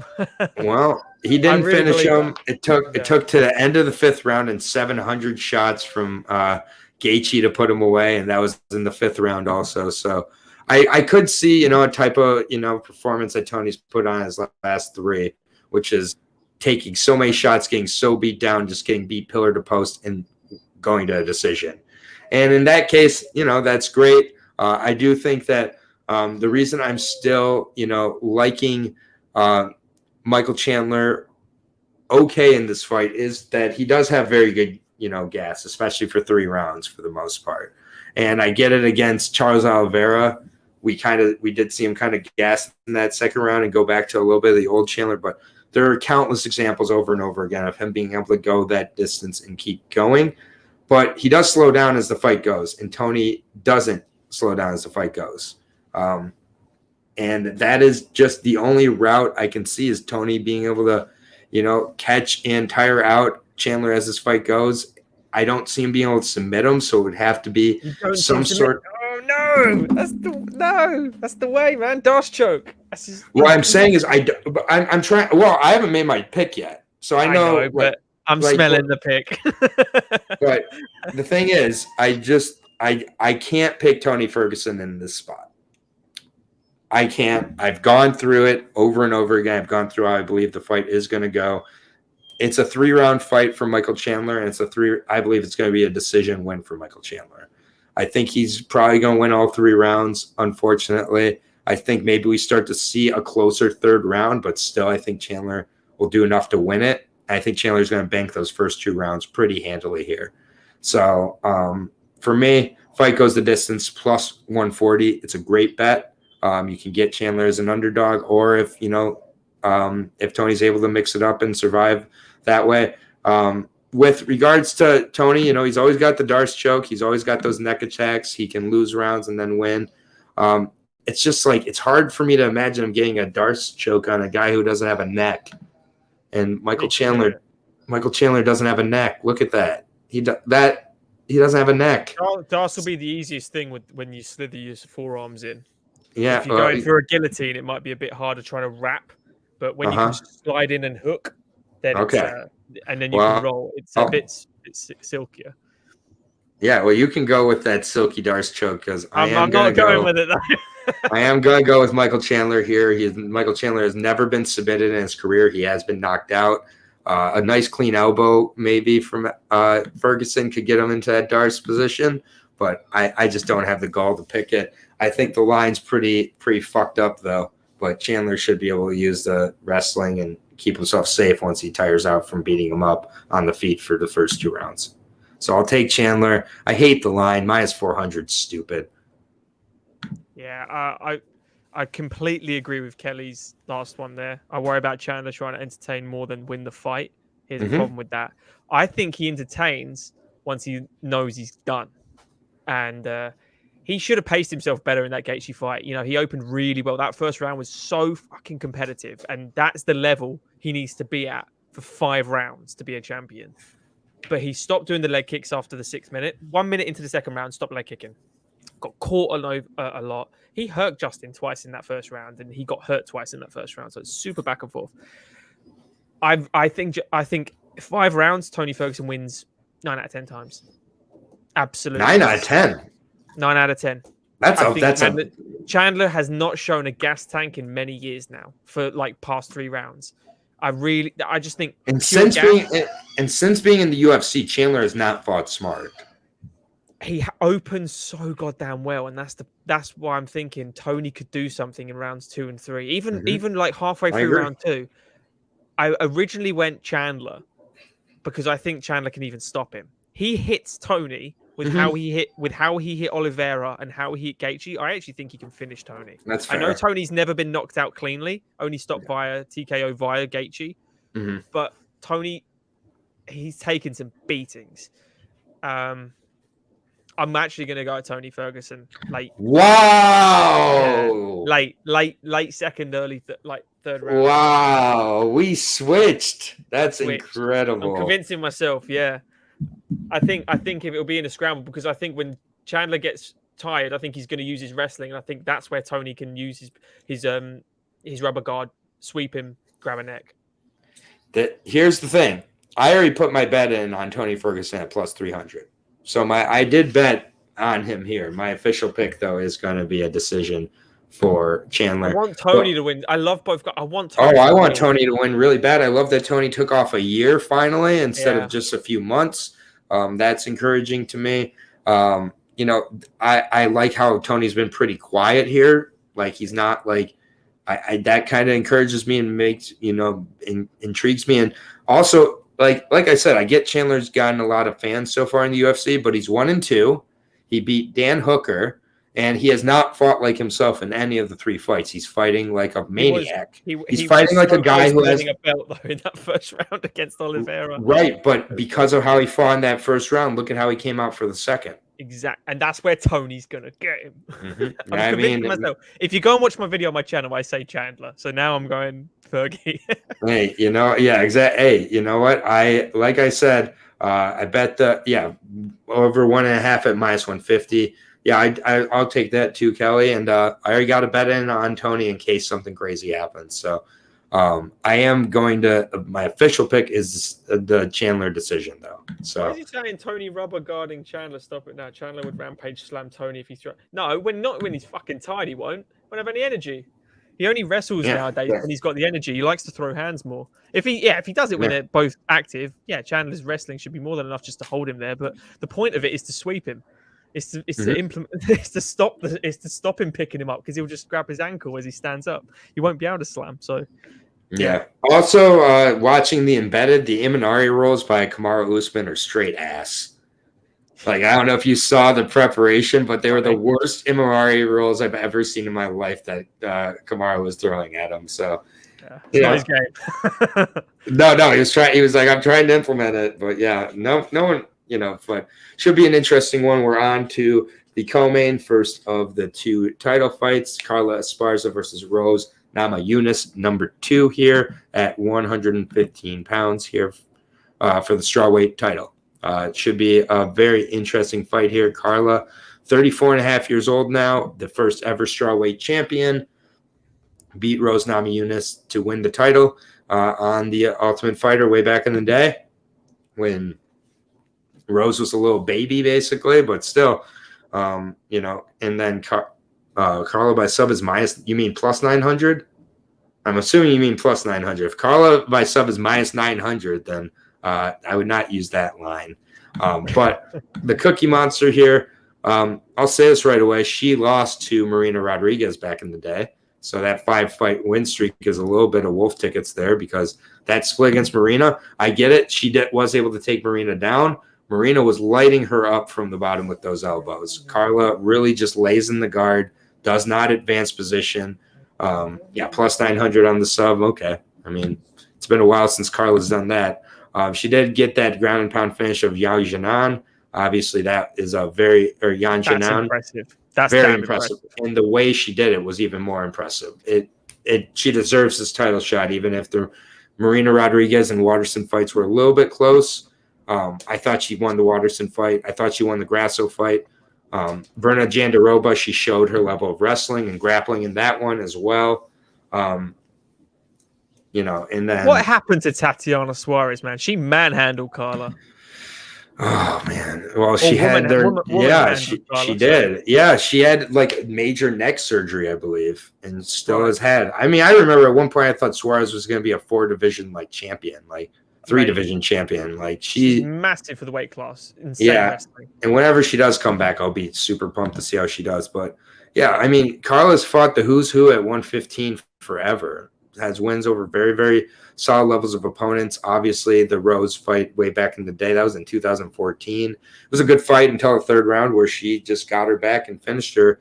I think that both fighters have grown so much from there. It's pretty irrelevant at this point, I think, to how I'm looking at this fight.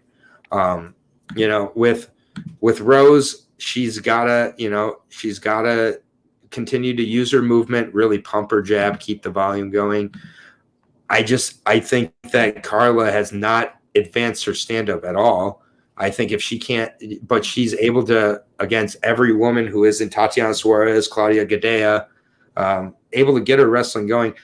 But Marina Rodriguez, I did think, showed quite a few holes in her game, even when she gets her down, which I think Rose could follow similar types of approaches.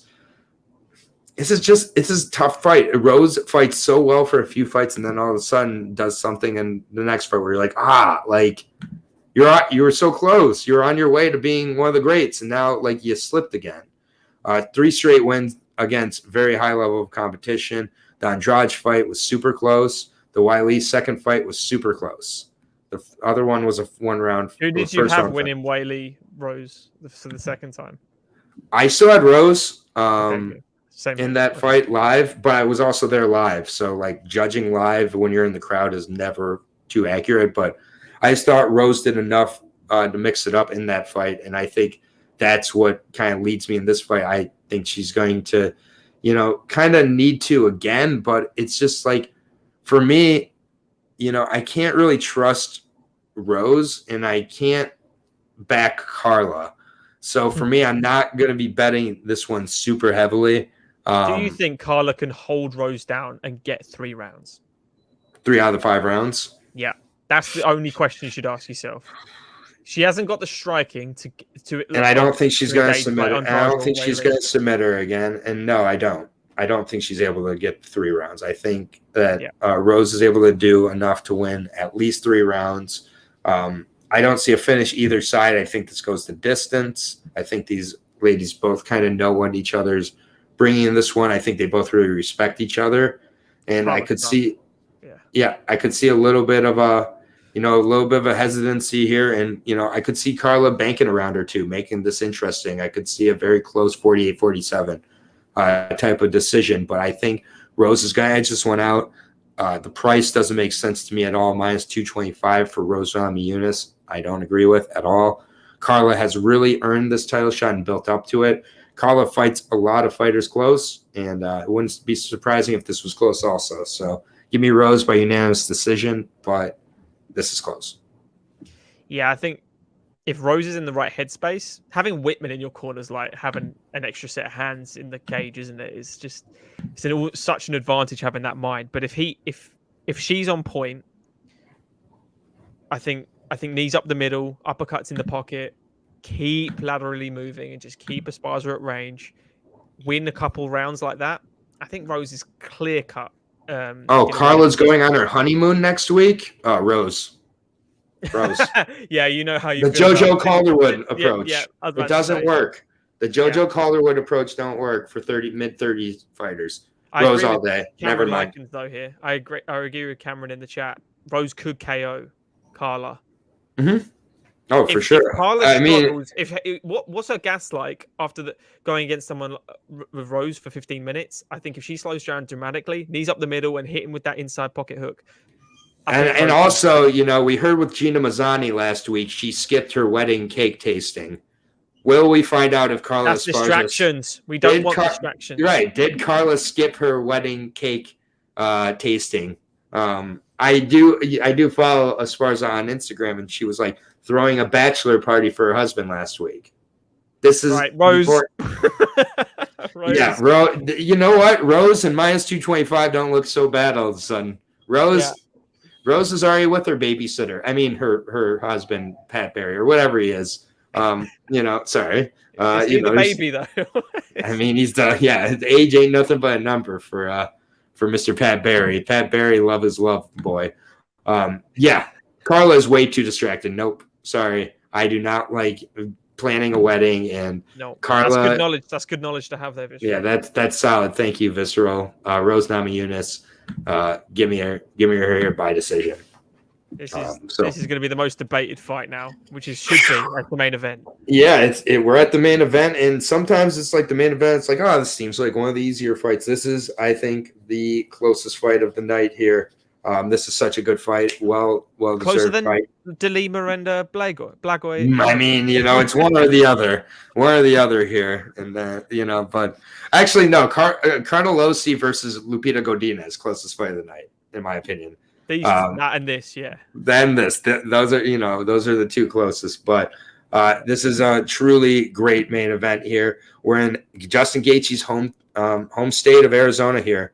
So even though he's fighting out of Colorado, still originally from Arizona, taking on Dumont. Charles Olivera, 32 years old for Charles, 33 for Justin. That's called being in their primes. 5'10", 74-inch reach for Charles. He's going to have a 4-inch reach advantage in this fight. I think that could prove to be quite significant here. We'll start with the highlight. Justin Gaethje, 23-3 now. Former World Series of Fighting champion for years and years. Really now exciting PFL. Guy. Yep, now PFL. People are like, what the fuck is World Series of Fighting? Yeah, hey, World Series of Fighting never die. I think that, Justin Gaethje surprised me. I did not, when he came over to the UFC, it was just pure excitement. He kind of took the Michael Chandler approach at first, won against Michael Johnson in a fight where it almost cost him because of how he fought. And then got knocked out by Eddie Alvarez because he was just looking for excitement. Same with the Dustin Poirier fight. And then he just slightly adjusted it and I think focused a little more on his offense, and 3 straight first-round finishes of James Vick, who obviously James Vick has not aged well.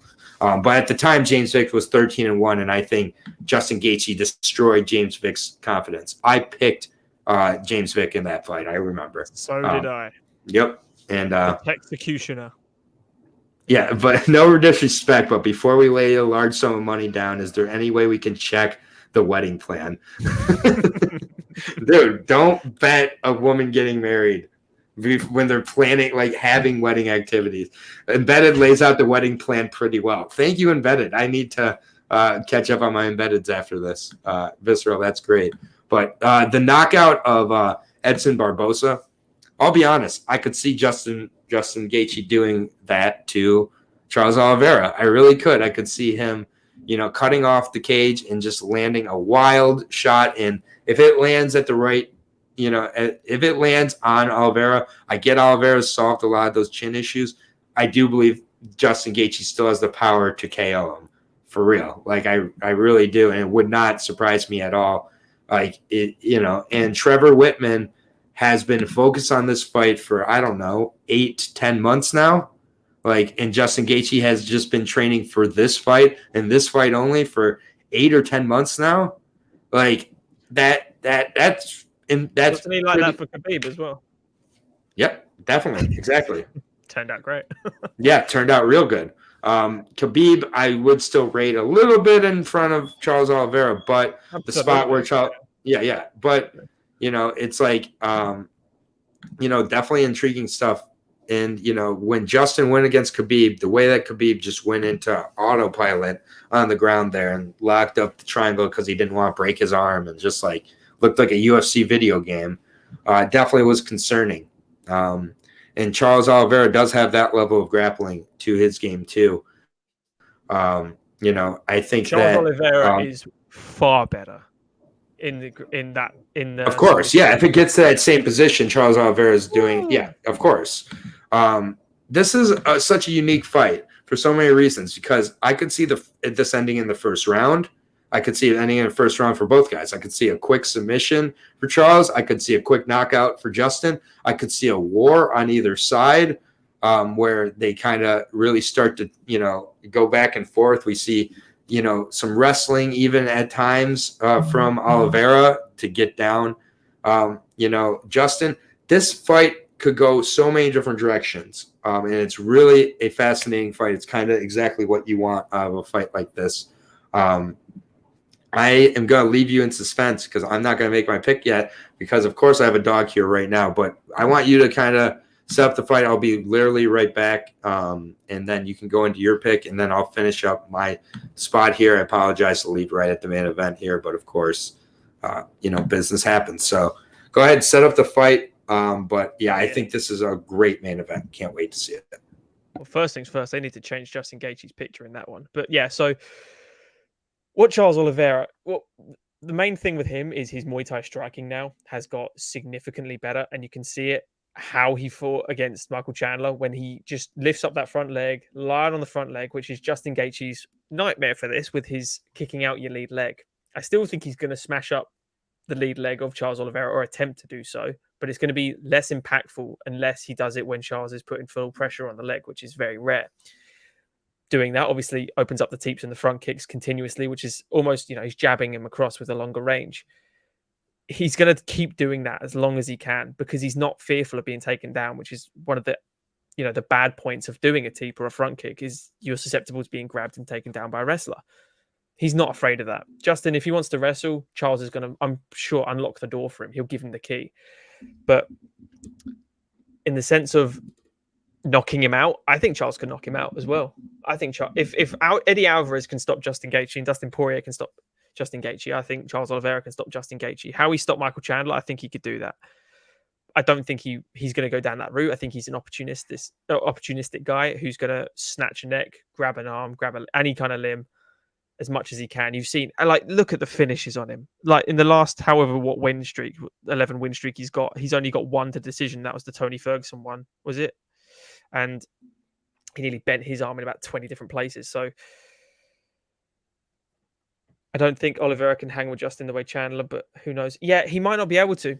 What he's shown is both guys are so hittable that it really panics me a little bit.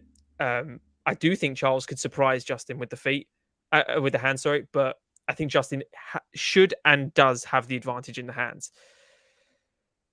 If Justin gets too carried away here and it does go into the later rounds, I don't know what Charles's gas tank is like for those later rounds because we never see him in those later rounds. So all the evidence we have of Charles is he's going to finish this early some way, whether it be via a right cross like he did against Nick Lentz or whether it be like Michael Chandler with that left hook, which was such a devastating step in left hook. As I said, razor elbows in the clinch. Justin's going to be working that leg kick, but again, it's bouncing all the time. It's a loose leg. So for me, the last 3 fights of Charles Olivera, I've bet against him, and I haven't appreciated him as much. So I am actually siding with Charles Olivera in this. Yeah. I think Charles Oliveira's striking is so underappreciated in comparison to Justin Gaethje's. But yeah, and I also trust for Charles to avoid getting drawn into an absolute war too. I think he's knows far exactly too intelligent. What he's fucking good at. But Justin as well gets labeled as a brawler by a lot of people as well, which is a bit unfair. Yeah, because after the Poirier fight, he was before the Poirier and Alvarez probably was a brawler. Even especially the debut against Michael Johnson as well. Michael Johnson, he just brawled. Yeah, Luis Firmino brawled. Yeah, because he was facing guys like a Luis Firmino on World Series of Fighting. He got into bad habits. For a reason. What has he got? 9 fights in UFC or whatever it is, and 9. He has like 11 bonuses in 9 fights or something. Like more bonuses than fights. There's a reason for it. But he's made that tweak with Trevor now, where you are now technical. The Tony Ferguson was the perfect one because he took his time. Cowboy took his time in that pocket with the uppercut, brutalized him. Yes. I don't see him doing that to Charles. Because if they're in close like that, Charles is going to grab him and he's going to pull guard. He will not allow that to happen to himself. It's such a hard fight to call. And no question either way, because Justin's as tough as they come. Charles is as tough as they come. Charles hasn't been finishing so long. I'm always betting against him. I am slightly edging towards him because the guy is just the best finisher. Man, he really is. He's just an absolute finisher. And I kind of regret not putting him in my top 5 UFC lightweights in the video I made. I put him at 6, which isn't in the video, obviously. But I think Gaethje KO and Olive. Yeah, I think that's the most likely outcome. But I would not be surprised if Oliveira KOs Gaethje either. Yeah. I really wouldn't. I think his hands are so underappreciated, and especially with that front kick as well. He's not afraid to be taken down. Just his Muay Thai overall is just Muay Thai is sensational. It is sensational. But if you're going to go KO, the smart pick is Justin Gaethje. I don't think this fight is going the distance either. I think this is going to be inside 3 rounds. Yeah, that's totally fair. Here, I think this is going to be a great fight. It's a great main event. The crowd's going to be hugely on Gaethje's side. Again, this is Arizona. It's going to be the USA chance. You're going to hear all the dumb shit. So I will say that. And so we'll just go through really quick. Give the quick. Who are you picking? Who are you picking? Oh. So I'm picking Charles Olivera in this spot. I'm just so nervous about this pick. Yeah, it's a a really interesting fight. I've also at times definitely faded Charles and kind of regretted it. I do think that Charles uses jiu-jitsu. I think it would be a submission. I'm not going to try to reinvent the wheel here. Not saying you are with a KO, but I just think it's going to end up with a submission. I think he ends up. I think that it wouldn't even surprise me if it is a slightly later finish. As the helicopters are flying over my house. If it's a slightly later finish, I wouldn't be surprised if it resulted from Gaethje trying to implement the wrestling a little bit and maybe being a little careless with head and neck position. I think that would be silly. I think it'd be absolutely silly to implement wrestling game in this. I'm just saying, like, sometimes, and I'm not trying to doubt Trevor Whitman or anything, but this is one of the problems of preparing for 10 months with a certain fight is that you start to maybe overanalyze, think it maybe in some ways. And I think the best thing for Gaethje could be if he is underthinking in the fight and just, kind of making it more of a whirlwind of a fight and trying to just catch him that way. Because I think if it's a tactical brawl, Charles Olivera is going to win that. So that's just my opinion on it. So I got Charles Olivera by submission in this spot here. And I'm 5-pick parlay. Here you go. I'm decently confident. We're going to do the quick picks, and then I'll mention my 5-pick parlay at the end here. So we'll go ahead and go with the bottom and work our way to the top. We're starting at the 120, and I'm just going to kind of mention if they're part of my 5-pick as we're going here. Starting at the bottom, Fernie Garcia versus Journey Newson. I have Fernie Garcia by decision. Same here. Okay. Lupita Godinez versus Carnelossi. Ariana Carnelossi. I got Godinez by decision. I'm a huge Lupita Godinez fan. I think she just implements the wrestling through the 15. Super close fight, but I also have Godinez just by decision. Next fight, Clayton Rodriguez versus CJ Vergara. I have Clayton Rodriguez. I think he's just going to be able to hang on to this one, and just as a more improving fighter of the two of these guys, but another very close fight. Yeah, I've got Clayton here as well. Okay, next fight, Tracy Cortez versus Melissa Gatto. I've got Melissa Gatto here. I think she's going to submit her. I think Tracy's going to spend too much time on the ground. Yeah, 100% underdog all day here. Melissa Gatto. And next fight, one of my first of the parlay, Andre Fialho versus Cameron Van Camp. Andre Fialho, first round KO. 100%. Yeah. Next fight, Blagoy Ivanov versus Marcus Rogerio de Lima. My second on my 5-fight parlay.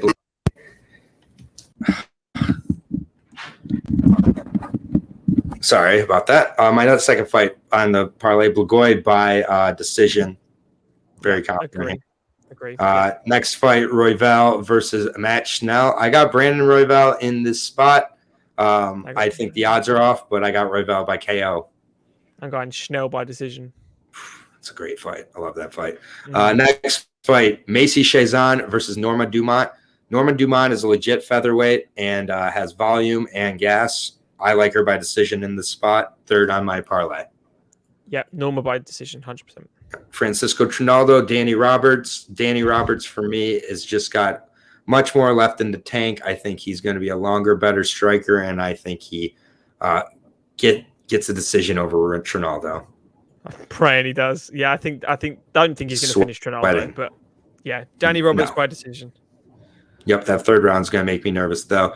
Next fight, Randy Brown versus Chaos Williams. I like Chaos Williams in this spot here. I like him to use the leg kicks, use the pressure, and put Randy Brown away inside of 2 rounds. Oh, yeah. Chaos by knockout round 1. Nice. Next fight, Joe Lauzon versus Donald Cerrone at 155. Give me Joe Lauzon, just less washed, less shop worn, period. Give me Donald because fuck it. That's the truth. Next fight, Ovince St. Preux versus Shogun Rua. You know what? I can't believe I'm saying this. This is the fourth of my parlay. Ovince St. Preux Ovince St. Preux, and I think he's going to knock him out again. Yeah, I think they're both going to retire after this, but OSP, I got OSP. I think OSP is going to fight like one more time. But yeah, they shouldn't. I'll tell you that he shouldn't. No, but yeah, OSP here, and he's the fourth. He's gonna be the fourth in my parlay. Fuck it. And then Michael Chandler versus Tony Ferguson. I have Chandler by decision. I'm going Tony by sub. Crazy. I love it. UFC Strawweight Championship, Rose Namajunas versus Carla Esparza. Give me Rose. She's not planning for a wedding. She's not planning, to go on a honeymoon the week after the fight. She's not excited to be getting married in her mid-30s like a lot of women get. I'm telling you, that's a whole nother beast. The mid-30s women who don't think they're going to get married, then they do. They comes their whole life. So give me Rose Namajunas. And you know what? Rose Namajunas is going to be the 5th leg of my parlay. Wow. I'm just worried about the takedowns. If Carla gets a couple takedowns early on, I'm going to be sweating at my bumhole. So I'm going with Rose by decision, though. Yep. Rose is the 5th. And then Charles Olivera versus Justin Gaethje. Give me Charles Olivera by submission. And you know what? Instead of Ovince St. Preux, put Charles Olivera in there and take Ovince St. Preux out. I can't count on a 39-year-old. So Olivera will be the 5th leg of my parlay. A special 6th leg of Ovince St. Preux if you want to get crazy. Yeah, I mean, I've got the same. I'm super sweaty about Charles and Justin, but hope it's wicked. I hope it's a good fight and not shit. I will say this is not going to be shit with Justin Gaethje in it. Yeah, I will say this is not the easiest card to do a 5-fight parlay on. I don't know if I would highly recommend that to anybody out there, but you asked for it. There it is. Parlay, 15 fight. Do it all. Yeah. Just go ahead, YOLO. Yeah. But that's going to do it for the 274 breakdown show. It should be a really great event here. Really glad that I got to talk with you about this, Lewis. Those are the ballsy ones for sure. And it's like, again, I would suggest 2 to 3 fight parlay card 2 to 3 fight parlays on this type of card. But if you want to take the balls, I'm not gonna doubt anybody in here. But that's gonna do it for the 274 breakdown show. I will be back shortly with Lucky Locks picks for the LFA 137, I believe, breakdown. Should be a good one. We've got Dan Arguda taking on Diego Silva for the LFA bantamweight title. Basically, winner of that fight probably going to make his way back to the UFC pretty soon. So, and got some other very good fights on the card. Jalen Fuller making his return after a couple weeks, so I always like to see him. But it's going to be fun. LFA time is at 5 p.m. Visceral, but Eastern time. We might go a little bit early if I can talk with Lucky Locks, but otherwise, I'll see you guys at about an hour. Check out Norton MMA. It's got, you got 3 fight breakdowns for this card? Yeah, and I meant to get the Carla Esparza Rose one sorted, but I'm running out of time. It's okay. Yeah. Just put up a wedding video. Say Carla's getting married. Embedded with me talking over it. Yeah, Carla's getting married. Don't. So yeah, be back in an hour or less with the LFA show, but I'll see you guys all very soon. Appreciate you, Visceral, Zhang Li, Stubborn, Many, all the above. Lewis, most importantly, wouldn't be able to do this without you. Appreciate it, guys. Enjoy Friday with the Triple MMA shows. LFA is coming up. PFL breakdown already on the channel from this morning. Bellator breakdown with Lewis and I on the channel from yesterday. So got everything you need here. Let's go make some money. Take care, everybody. Peace out, and keep taking care of each other out there. Peace.